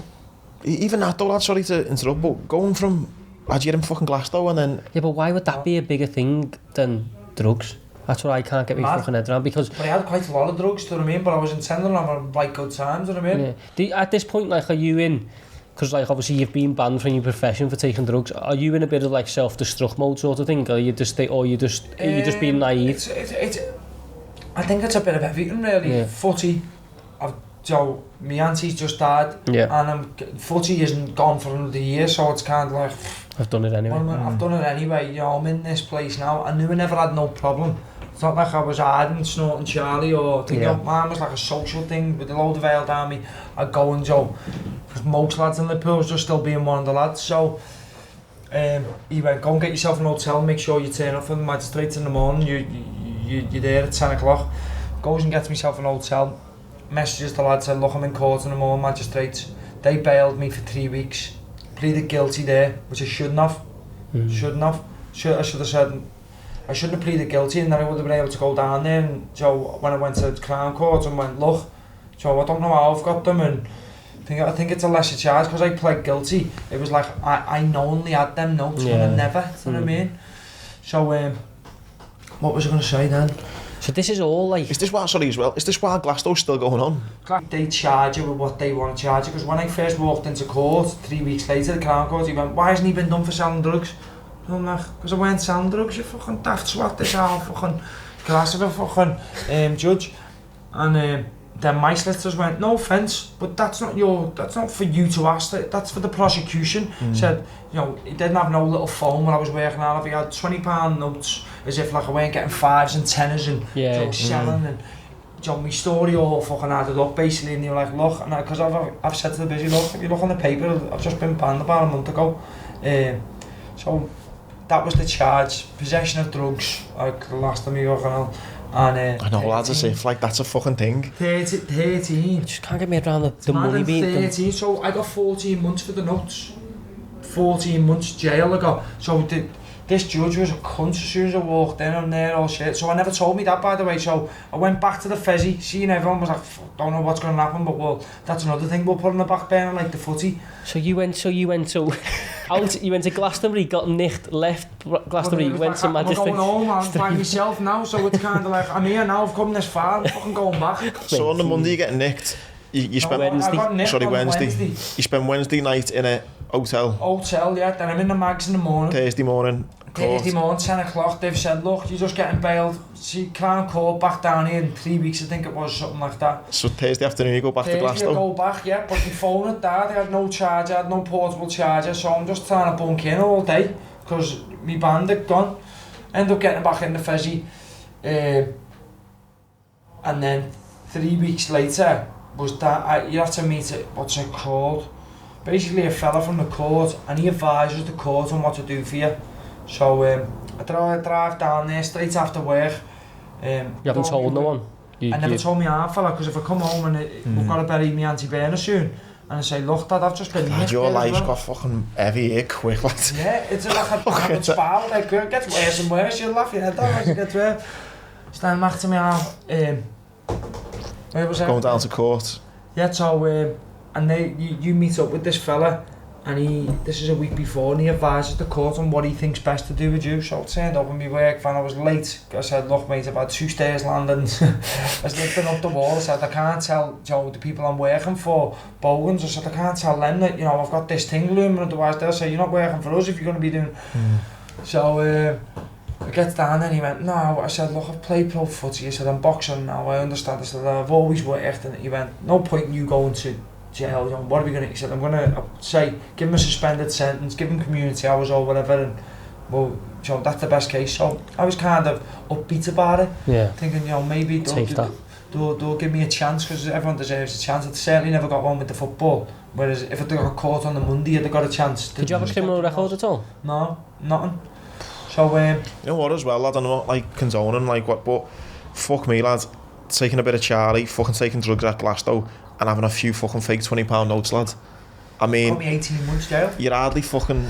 No, it doesn't, I mean, it's not right. Of course, I'm not condoning nothing that it doesn't add saying up, that it's acceptable, but for the point in my life there, I just needed a little bit of luck. Now, I always contradict myself, and I say, oh, well, the judge was strict, and he went, look, I meet people every day in here that have got nothing going for themselves. He said, but, you're making mistakes, and I've got a letter off England boxing here. I've got a letter off Accrington, I think, or some type of football, I can't remember, I think it was Accrington. I've got a letter off... Character references, like? Character references, I think. I'd had the character reference off them, or when I was doing me thing at Wembley, with the FA, I had all character references then, so I think I've had to phone them, like, look, I'm going to use it for this one, I've got this line, and they're just like, what has happened to you? So, yeah, and he just went, you've got loads of things going for you, but you keep messing up, so you're going to, that was the first thing he said, that he wanted the charge for selling drugs, even though I weren't selling drugs, and then he wanted a charge for, his first thing he said is, you're going to prison today, mate. That was the first, so I'm just like that, thinking, you cunt, wouldn't look at me not once. When asked whether did it look like I was in the floor or was it gutted, he was just like that, look, that, he was horrible. But when I met with my solicitor before the court, she went, look, you've got the worst judge ever, you mightn't come out this good. So I'm like, she went, have you got all stuff? I went, no, I said, because that fella's telling me, he's told the court, to give me a suspended sentence. What's the point in his job? Yeah, so we just went, there was no point really, was there? So then straight away, 14 months for the notes, 2 months for me tablets, 2 months for me Charlie. Do you know what's crazy though? Like, obviously you went into that court probably thinking you're going to get a suspended sentence, probably thinking like, I'm going to have to go home and, speak to my dad, apologise and whatnot. But phone me out of him, Nick. Yeah, that's what I mean, but to go... I'm just trying to get the timeline from winning goal of the fucking month in the Football League. Given that in October. So that's October. And then by June, so by July, say 3 weeks after, you're on your way to jail. Yeah, what's that phone call like to your half fella, lad? Horrible. Are you in jail down there, by the way? Or in Bristol. Yeah. So like, me brief after it, she's come in, she's like, that was harsh, you sit in the room, and I just went, fucking hell. I said, that's like my luck at the minute, that love. I said, so I'm not even asked to the mayor, said, I've got no luck. I went, but my aunt fella doesn't know. And she was like, what? So your dad doesn't even know. I went, I'll phone him when I get in there, don't worry about it, let me speak to him. So I think the lads have been phoning the court all day from by ours, they've been phoning, my mate Paul Taylor been like, so he's heard it, he went, I'm going to have to go and tell her, because I told him I weren't telling them, because hopefully I get a little touch, but worst comes to worst, you know, you're going to have to fly down.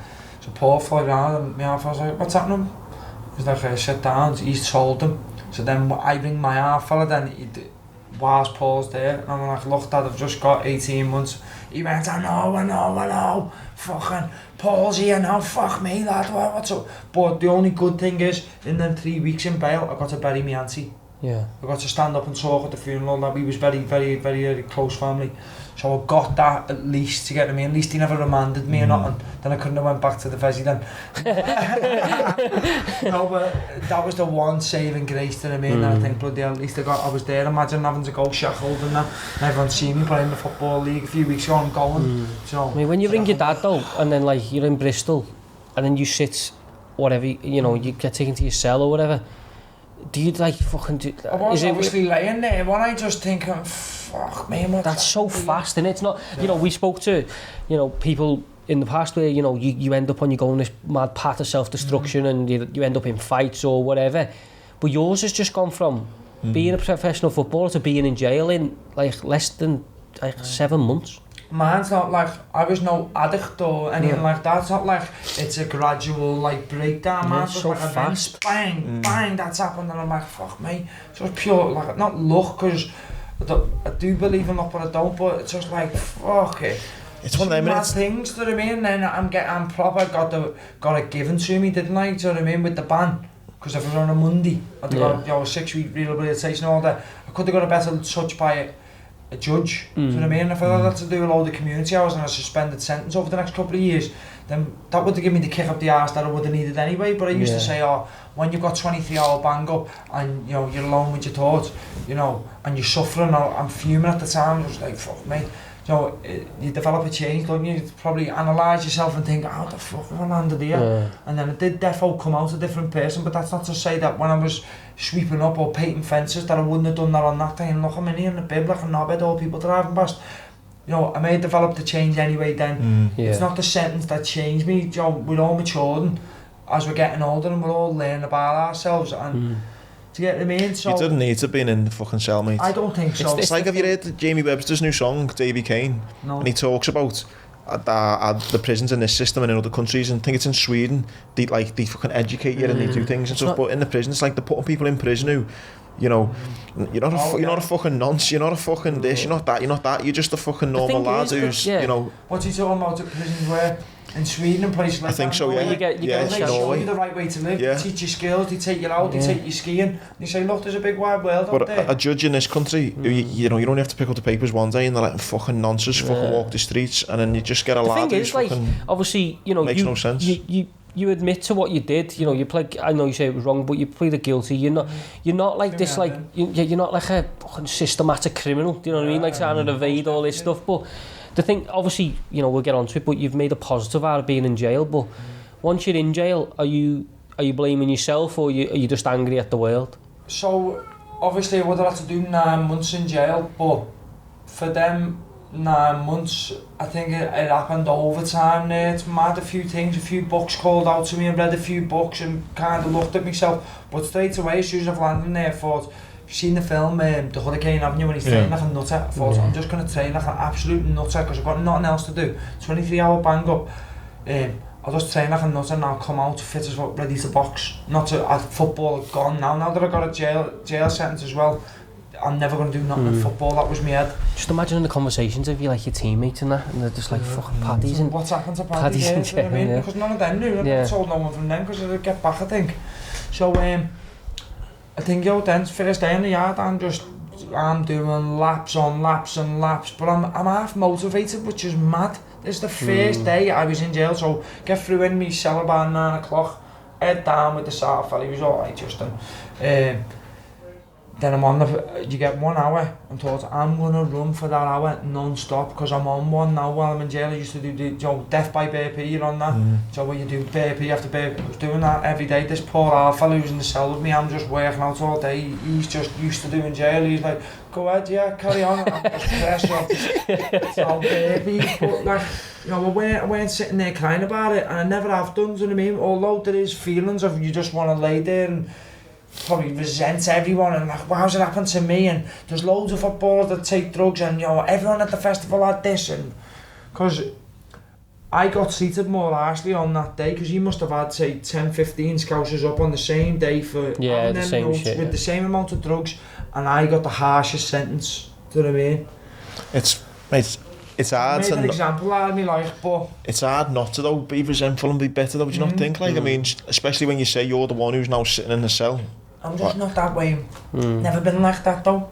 I've never been like that. Never been jealous of no one for nothing. I'm made up for everyone who does anything, do you know what I mean? I feel like it's mad. Could be like a good thing, do you know, like, as you say, when you hit rock bottom there, you've gone from being a footy player, winning trophies as a boxer, to being in jail, but then you're saying you're motivated. It's almost like that. Once you hit rock bottom, there's only one way to go, isn't it? Do you know what I mean? You're out of this, like, am I going to be a footy player again? Am I going to make a thing? You're like, right, it doesn't get lower than this now. So the only way back is me, that way. But like, I spoke to my half-fell after a week, so on the phone, what's happening? And I was quite, my spirits were high, and my half-fell, I remember him saying, you sound like you're loving it, isn't it? Like, what's going on here? Well, Dad, I'm not going to sit around whinging. What's happened, and it was quite liberating, to be honest. So with going in the paper and all that, you'll have this feeling of, oh my God, I've let everyone down, everyone's going to be talking about me and all that. But then, after that comes, I'm what? I don't give a fuck what anyone thinks. I know in my heart. Disappointing letting your family down, but obviously you've always got time to reconcile and make that up. But anyone else, I'm not asked, do you know what I mean? So it was liberating that. And big weight off your shoulders. I was going to say that, yeah. About no one no more, or what anyone thinks, and think what you want, I'm not bothered. Also, lad, as well, sitting here with you now, that story, mate, I mean, and people will judge you regardless, like you say, don't give a fuck, but when they say in a paper, they go, I might think, but I think if anyone sits down and hears your life, hears your story and that, it's like, it's not black and white, is it? Unique. No, do you know what I mean? It's not like... It's crazy. So I would say, like, I'm not to them, but I was down in Bristol, and obviously you've heard the voice down there, all Green Army, that, so I was just like, and there was a lad who was there with me, but I don't want to talk, he's a pro boxer now, he was there, so it's not for me to say. So me and him are saying, like, nutters, we all had the lads on the pads, loads of traveller lads that like to get on the pads. So I'm just getting lads on the pads, and they're giving me like a shower gel, some chocolate, and I'm like, lad, I'll pad you all day. Because it's crunchy. So I'm saying to him, Gov, any day, can't you get me back up north? Can't you get me to Bolton? Or can't you get me to Manchester? Can't you just get me anywhere? So first of all, I wanted to go to Cat D, so I could train all day, do you know what I mean? That's just a dispersal jail. That's just a dispersal jail down in Bristol, where they're seeing where to put you. And he was saying to me, this fella, the screw, he was like, I'm trying, he said, but there's no spaces for you. I can send you somewhere here, Bristol now, a Cat D, he said, and you can train all day if you want. Because at first he went, don't be telling no one you're a footy player, otherwise everyone will be on you for dough, do you want? I'm like, what? So as soon as I went in, I told everyone's like, who'd you play against? You played against Pogba, or you played it, do you know what I mean? No one was asked, do you know what I mean? But obviously screws will think that. And so then he comes to me and went, look, I can get you to Risley, which is Warrington. I went, sound. So my mate, who's the boxer now, he was like, lad, it's sound down here, we're padding people with look at our pads, we've got all chocolate and milk and all this. I went, but lad, they're burning me head out, all the accents and all that. I went, let's go and get by some scousers or manx over. So he went, nah, I'm not going with you, lad, because they offered it to him as well. And then on the last day he went, fuck it, I'm with you. So me and him, it's a little day out for you, you're on a sweat box going all the way up the motorway, looking at everyone, just cracking on with the life, thinking, fucking, what it must have been after a month of being in Bristol, be me soon, that. So then up in Risley, and then I knew a few faces, we knew people, people who know people, they're only from fucking Aiton, or most of them from Aiton. It's only fucking me left. So then you sign in, and then you just start with the lads, all the Manx are like Scousers anyway, aren't they, different accents. And then I'm still training like a nutter then, just waiting, hopefully to get tagged. But they dangle that carrot, Joe, for you to half conform and do as you're told. And like, do you want your tag? Well, you need to Do you get what I mean? So you'll have to be like, yeah, go ahead, Sam, keep yourself out of trouble, no misbehaving, and then they'll say, right, we'll give you your tag for your last. I think you can do 4.5 months on tag. How long did you end up doing then? I done 5 months behind the door and 4 months on tag. I done. What about them 5 months then? Obviously you come up north and then, but does it drag, or like are you know? I always knew I was going home soon. There's fellas in there, like you're sitting with chilling with fellas all who are lifed off. That must be a mad combo, that lad. IPPs that they can't get, they've got a sentence of, say, 18 years. One of my half fellas mates have bumped into in there. My dad boxed with his brother and we ended up dead pally and we was training. This is a funny little story, so I can't obviously name him. And he went to, sure dad, Paddy, Lacey, same name. He went, I know your dad used to work on the door and he boxed with my brother and all that. I'm like, oh yeah. But this fellow was a nutter, proper nutter. He always had a knife on him in jail and all that. He was proper crazy. And so I started taking him on the pads, which is his older brother died sorry in a car crash. So I started padding him in that, which his older brother must have. So he was a southpaw. So when he's on the, I went, look, you're leaning over when you're throwing your backhand there. And he just looked at me like that, grabbed me and hugged me, went, I haven't heard that since our dingo dad. Oh, really?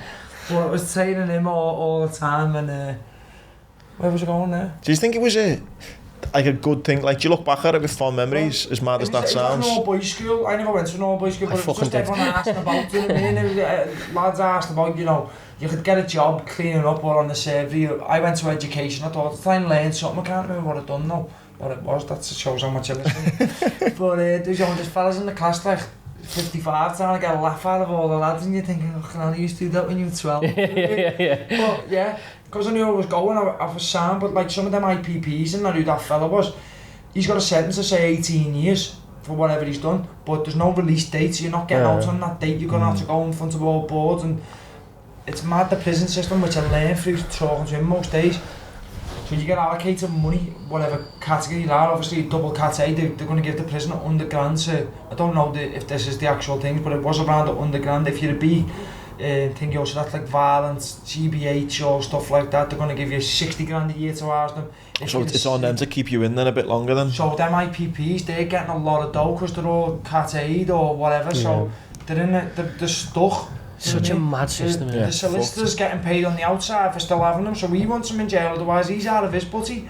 Then you've got the prison want to keep him there, because if he goes, they're out of there £100 a year, and obviously it's all to make money. It's because like obviously they are, but when you go to someone like you who's gone in for like your first charge, so they were getting like £30 a year from me, I think I'm cat C or something it was.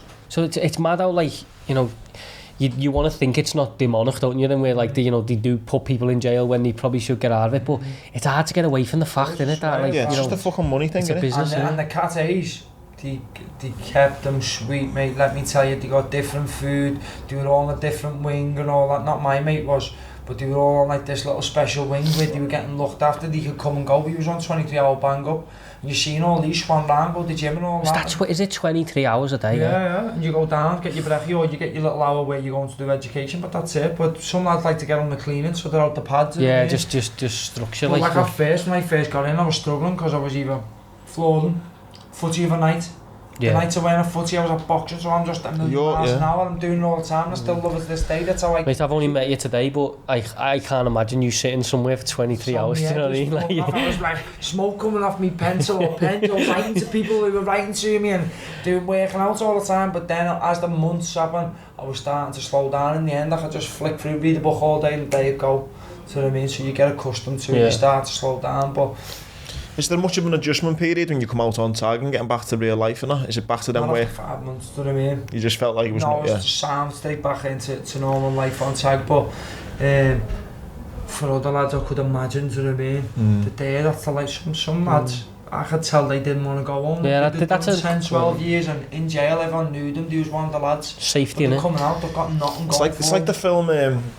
what's it called? The Shawshank Redemption. And he kills himself at the end, doesn't he? It's the thing, it's institutionalisation, and it's like anything. Once you get comfortable and once, you know, these people who are in jail for so long, yes, it's not nice when you first go in, but as you say, they know what they're doing, they know where they're going to be, everyone knows them, they know what they're having for food, and then they come out and they're like, I don't know how much you get when you come out of jail, but it's like, 46 quid, yeah, go 46 quid. It's a little bit like, lad, in the military, lad, I know, so I was a bit like you, I only done 7 years in the Marines, so when I come out, I still felt like, but you imagine doing 30 years in the Marines and you're a sergeant major and you've got this service number which means something, and then you come out on a Monday morning, and you come out Monday morning and you're just like, alright, John, and he's like, I'm fucking, sergeant major. It's like, no one gives a fuck now. No one's asked. And it's a little bit, it's like you say, institutionalisation. Society, isn't it? It's nuts because like, but as you say, when you've come out 5 months, what's your mindset when you're coming out? Obviously, you've sat.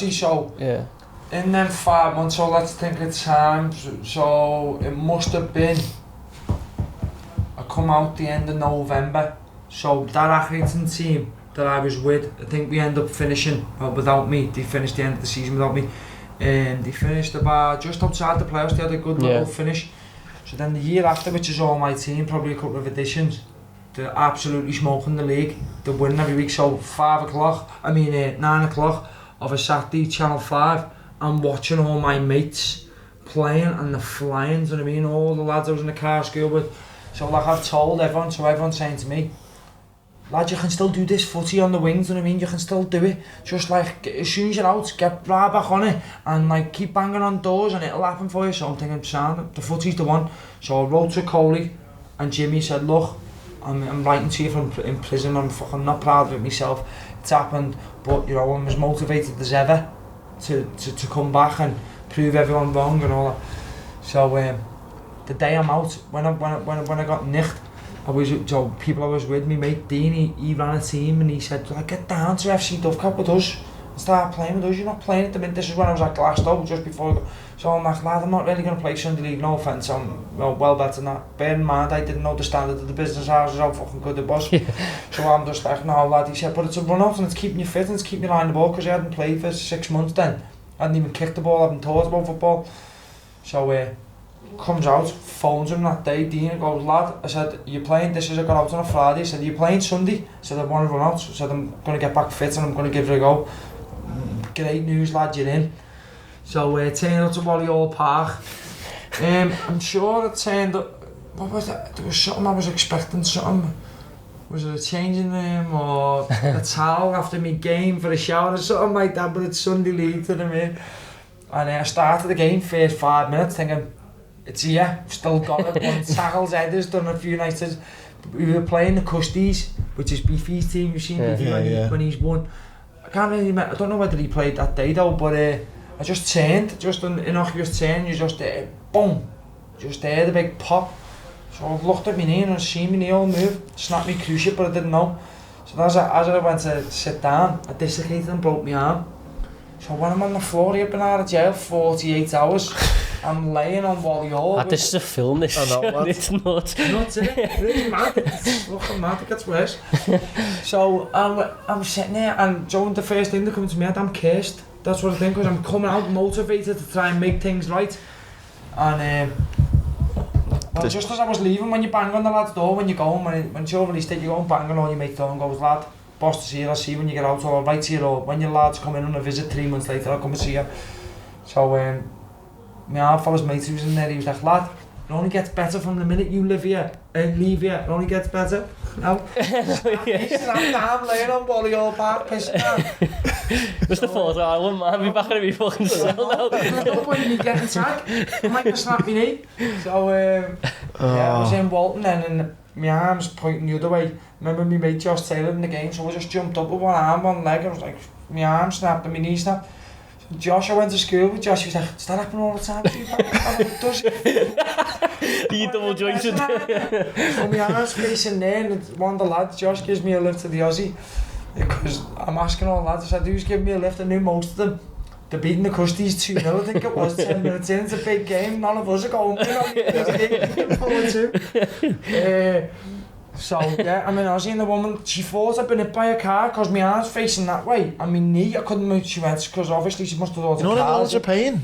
Yeah, I was in agony, but like when I stood up in the Aussie I went a bit faint, so because I was in that much pain, but So the one thing I've been able to do since I was a kid, when I come out and broke my ankle when I told you when I was a kid, because my dad never let me box when I was a kid, I was always trying to show me half, I was tough. He was always with his mates on the air, and I'd go and sit in the pub with him and they'd talk about all the boxing stories. I used to think, love that to be me, love that to be me. And when I snapped my ankle, it's hard to play on, it broke. See, like Conor McGregor, I can proper think with that. So like, I was walking, trying to jog, and my dad's the manager of this Sunday league team. What's up with you? And I'm going, Dad, it's, you know, my leg's not right. Comes off the pitch, I'm sitting down, take my boot off, and it just goes like that.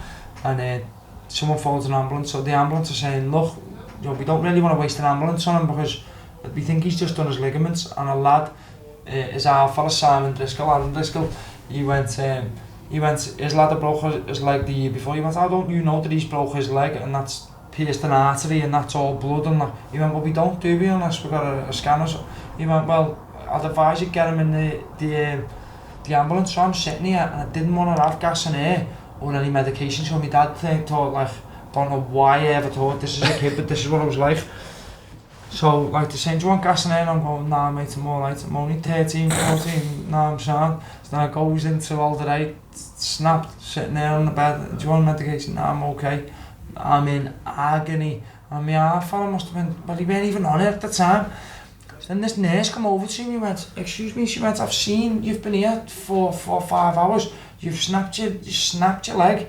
Look, there's the scar, the complete snap. I need bloody hell. Good catch. So I needed to get it an operation to get it fused back together, screwed. So then she went, you've had no medication? And I went, nah, I don't want none. So my arm fella's twigged here now, because he knew what I was like. He was like, lad, aren't you having medication because you don't want to show me that you're suffering?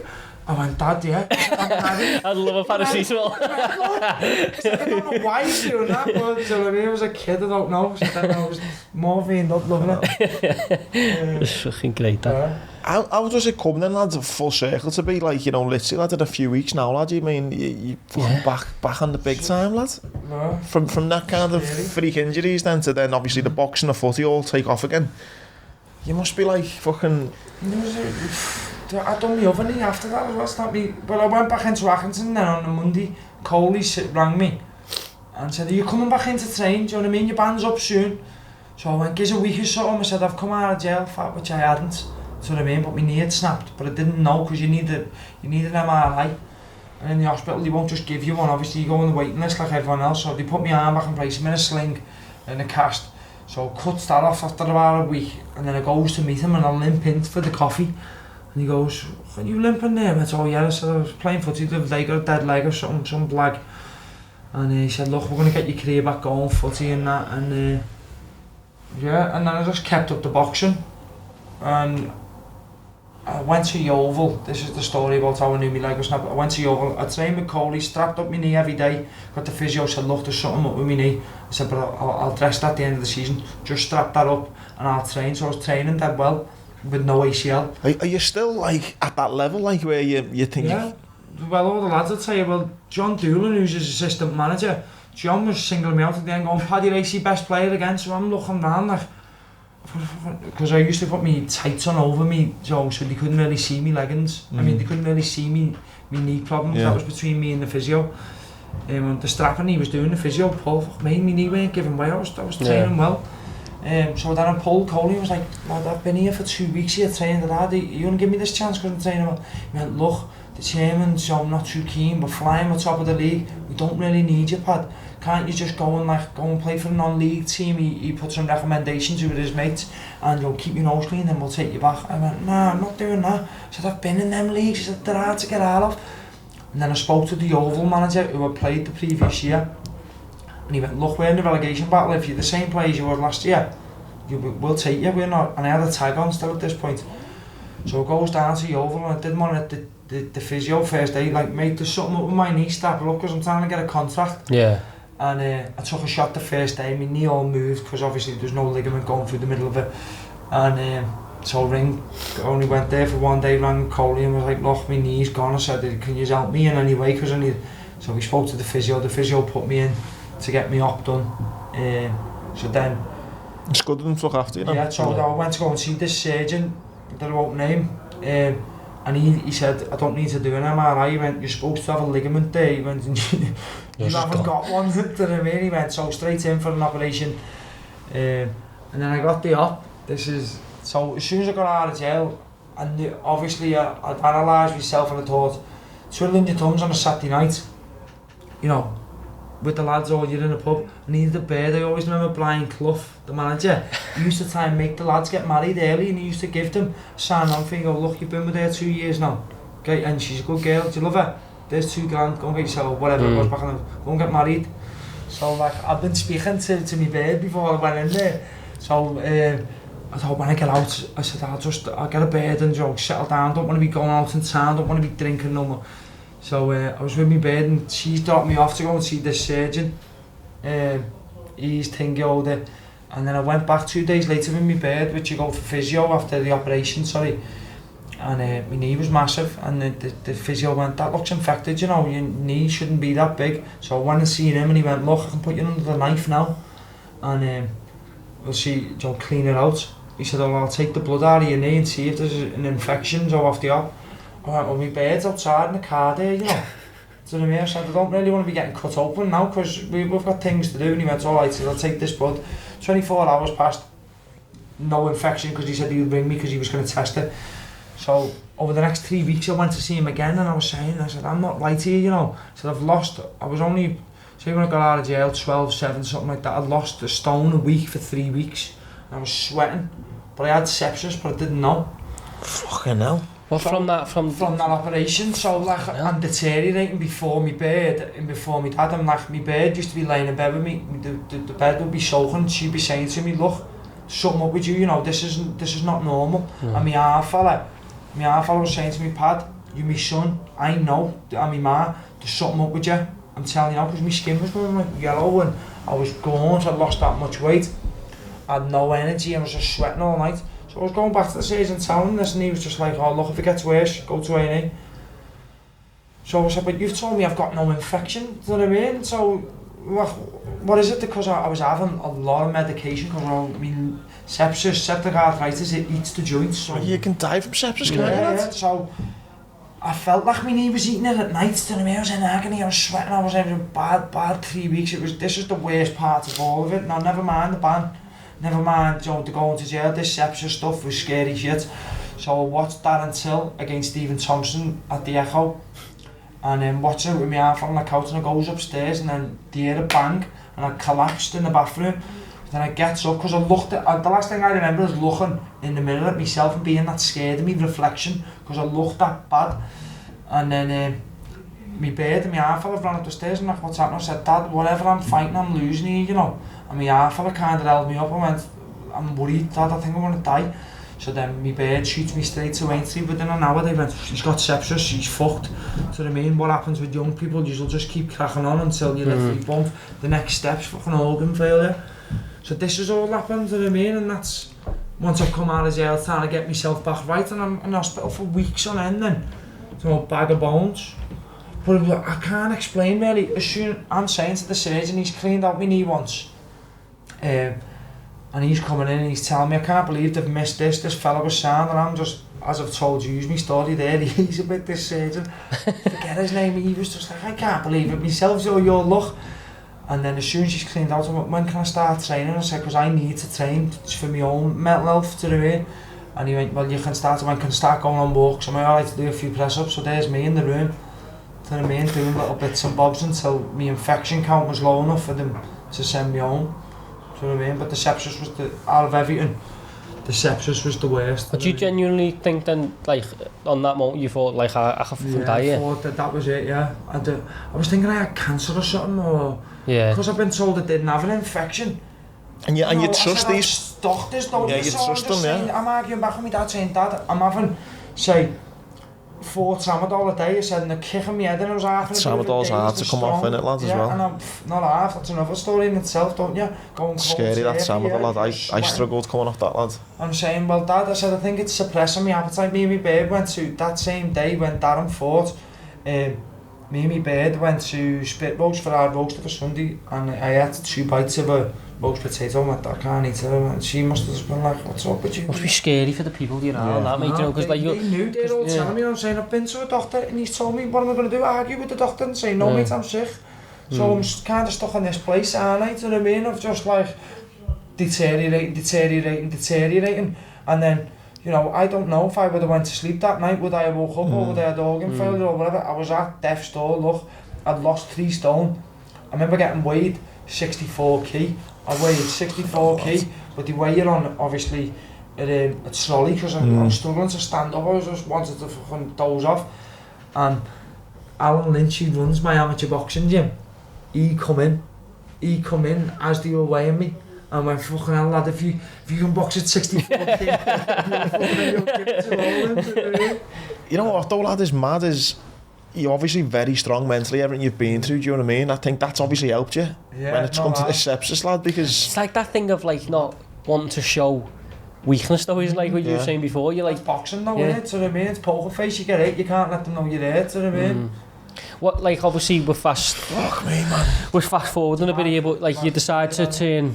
You're obviously playing at Chester now, which is obviously you're happy to playing at that sort of level. But do you accept like, right, I'm going to play that level, but I'm going to be a professional boxer? Like, no, because I kind of come after I got over that. I was boxing 4 months later in the novice championships. Yeah. I wouldn't needed the name again, do you know what I mean? But I was a bag of bones. I had to eat all these shakes that the hospital give you to don't try and put the weight back on you.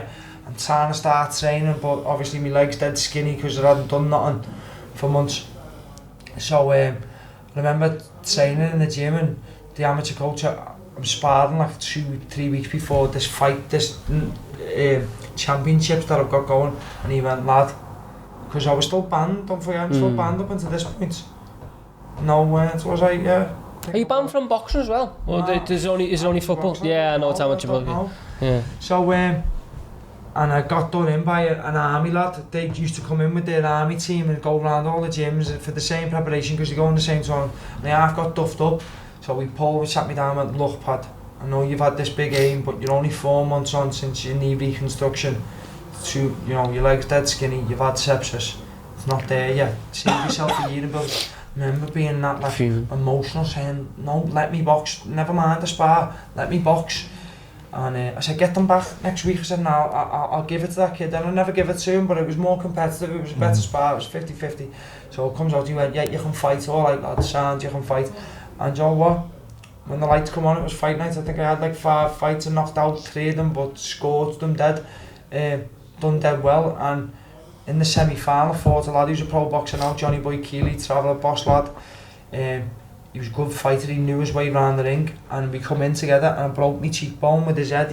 I can't remember how, but I remember it going anyway. I come back to corner, I broke my cheekbone there, first or second round. My coach went, nah, you haven't, just crack on. So I wins the fight, and then I could feel a big dint in my face. Oh, that's... So I'm saying to the coach, he went, will I be alright? I said, that feels like it's broke there. Do you know what I mean? A big dint in me. He went, nah, that'll just be swelling or something. So I goes back to Aintree Hospital where I'd just been a few months before the sepsis. And like, yeah, it snapped it, so I couldn't even box in the semis or the final and get my national title because I broke my cheekbone. Needed another up on that, they needed to put a plate behind it. Do you know what I mean? So there's another little bit of bad luck. Mate, you must be fucked going through the airport, you go, just clipping everything, it's mad.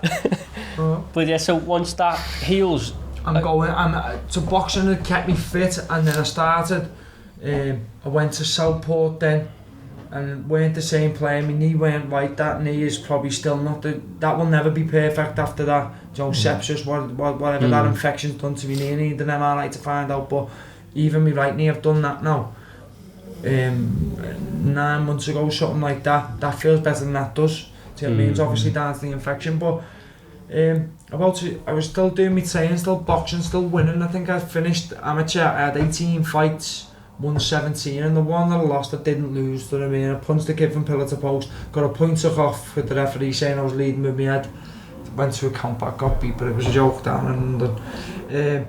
So I did have this in my head, that you know I could turn pro. I was training with different pro coaches of a day, or if I'd finish early I'd go to John Gillies, I'd go to Dave Tonks, to Alan Levine, go and do things with pro coaches because I thought I'm getting onto this dead late.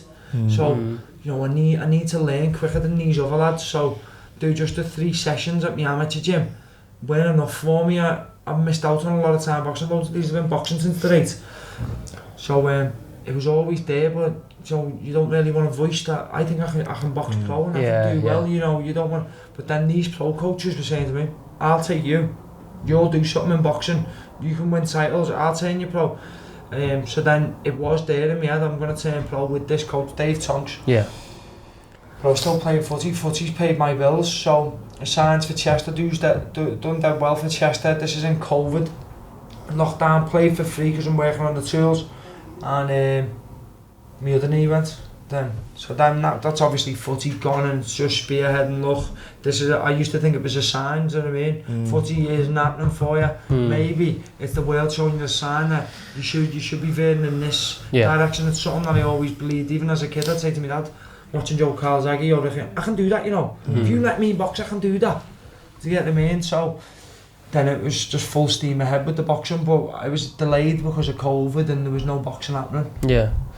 In terms of, obviously you've had a pro fight, right? Like, and about one. Yeah, and then you've got the one coming up in the Olympia. 26th of November, yeah. That's a good fight on the top of that bill, by the way, Nathan Quirlis, and that's a good fight. Yeah, but then, but then obviously after that is the big one. Yeah, you're on the zone with on Eddie's show. How's that? How does that come about? I think more my promoter. I done a load of tickets. I sold 300 tickets in my debut. So the top of the bill, it's not at a beefy Fowler where all Liverpool's going to turn up to watch 2 Scousers. Don't think it was going to be as busy a ticket sales, so they've tried to get a few young lads who are ticket sellers. Well, only me at the moment, but I think a couple could get added. And he just rang me and said, look, I've threw it into Eddie that, you know, we've got a ticket seller here, you can do 300 tickets on my shows, you could do more for yours. And he said, oh yeah, get them on, therefore. You've done more than 300 by you. Well, more, yeah, it's up my arse with it, do you know what I mean? I'm having to gym getting on the tools or in the back of the shop, I'm just locking the door to work through these tickets because you're putting them in a book, and you're putting them on your laptop, and then you're sending them, you're going down the post office on Knowsley Road. And that's great, that though, like the life you've had, the ups and downs, like you say, with the bad press, maybe the echo of give or whatever, and it's like the ups and downs you've had, but you've got that support, lad. Do you know what I mean? Yeah. I think that's fucking great. That way, I weren't signing off on that. Now, no matter what I'm not going to say I'm going to achieve all madness and go to Vegas, but I weren't letting that define me. If I'd went out at them points and kind of give up and went, you know, that was my last memories, do you know what I mean? I went to jail, felt those times I went to jail, that can't be the end for me, do you know what I mean? I wouldn't give in to that, I'll keep trying at something, do you know what I mean? We'll touch on the boxing more, but I think the best thing for you, mate, is you could have easily been, you know, people could have spoke, I know you wouldn't care, but people could have easily spoken when Paddy, hell of a footy player in, but just went off the fucking rails, do you know what I mean? But you've done, that could have been the conversation about you, but you know, it's now going to be, your story is your biggest fucking strength. Do you know what I mean? Like, people are going to go, Eddie quote tweeting it, saying get on his Instagram live. He's like, you know, this story's crazy, and I know you've had to go through it. But for now, mate, so when I watched that promo video back, like as I've just said then, I just knew that I had to do something about it, and I'm quite strong-willed and got up and just done whatever I needed. So when I watched that promo video, I was thinking, fucking hell, that's my life, that. He's had a mad life, him. Fucking madness. I can't, like, when you talk back, I know I'm laughing, but when I watched it before my eyes, I was like, oh, hell. I said at the start, joking, I was like, I don't know many people who've had his life as mad as Matt, lad. Yours madder than mine. The thing is, though, you're like, if we were sat here with a 55-year-old fella, and we were going, mate, you know what, like, mad life, but you're still in your, like, you're not even in your peak yet, do you know what I mean? How old are you now? 28 now. But like in boxing, you peak a bit later. Yeah, you do. Especially now, you know, you look at all the world champions. Terence Crawford this weekend, 34. You know, everyone's. It's even MMA. Yeah, Glover Chisira, just 41, 42. What are your goals, Pad? Have you set yourself any in boxing? Yeah, well, the way I think about it is, one thing I've done with the football, which I've learned now, is like I try to live like a world champion. I don't go out bevying, I don't do this, I do it. I've learned all that with obviously the trauma of what's happened previously. Do you know what I mean? So. I'm going to treat myself like a world champion, not abuse my body, do everything right, aim for world titles, and if I fall short and maybe I don't win some smaller titles, that will be my defining moment. Do you get what I mean? That, you know, although that's happened to me, all that's happened, so I'll still come back and win titles in boxing. I mean, do you know what? Like, I think this is hard for you because you're an athlete and you're a competitor, but I think your stories bar so much more than whatever title you take home. Do you know what I mean? I think that's the ego side of it, that yourself. I'd love to be there and go, look, I've gone this far and I've got this belt in front of me now as a mark of all the stuff that I have done and been through. I've got this. I think it's a thing about bouncing back as well, because you've dealt in like the worst in my opinion footy. You've been in the worst injuries. You've self-sabotaged. You've done stupid stuff, but you still, when you ring walk on the 11th of December, you got to fight before, but like you're coming back around full circle, and you're like, it's about not letting shit like that define you, isn't it? And just putting one foot in front of the other and seeing where you end up. I never knew it was going to come to this. I kind of thought that I'd have to have 10, 12 pro fights before maybe I get on the Matchroom bill or something. It's sped up a lot, and I think that promotional video will help loads, because keep selling 15 grand tickets. I only had 18 amateur fights, so it's not like loads of these people they go to watch all the amateur fights. They want to know who's won this, who's on GB, and then they sign them and go, look, we want you, you're getting this promotional deal, you're getting 10 fights, we'll build you up. I ain't got all that, but hopefully this story now that I've told, everyone's like, well, I want him to do well, and I think our city 100%, mate. We're kind of like that, aren't we? We all stick with each other and thought, that's all right. I think you'll see that as well. I mean, the game of boxing. You've got to create a motivational speaker, lad, the story you've been through, lad. Well, like, people have been kicking into me off that video going, mate, I'm dead motivated for you. My little brother's going out, he lives in Manchester, so I've got 2 little brothers play for Barnsley and Man United.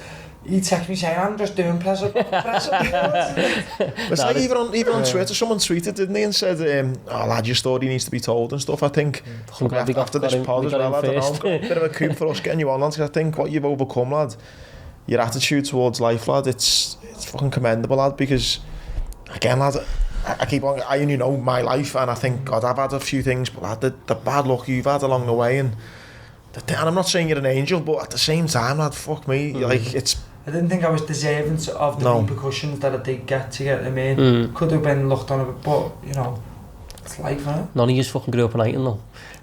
Well, I had it. My boys from Dingle, my ma's from Iton, and I think they looked at Dingle and sunny side. But no, mate, honestly, this has been unbelievable. I'm going to say it on loud there. I'm not been one of the best podcasts I've done, this, lad.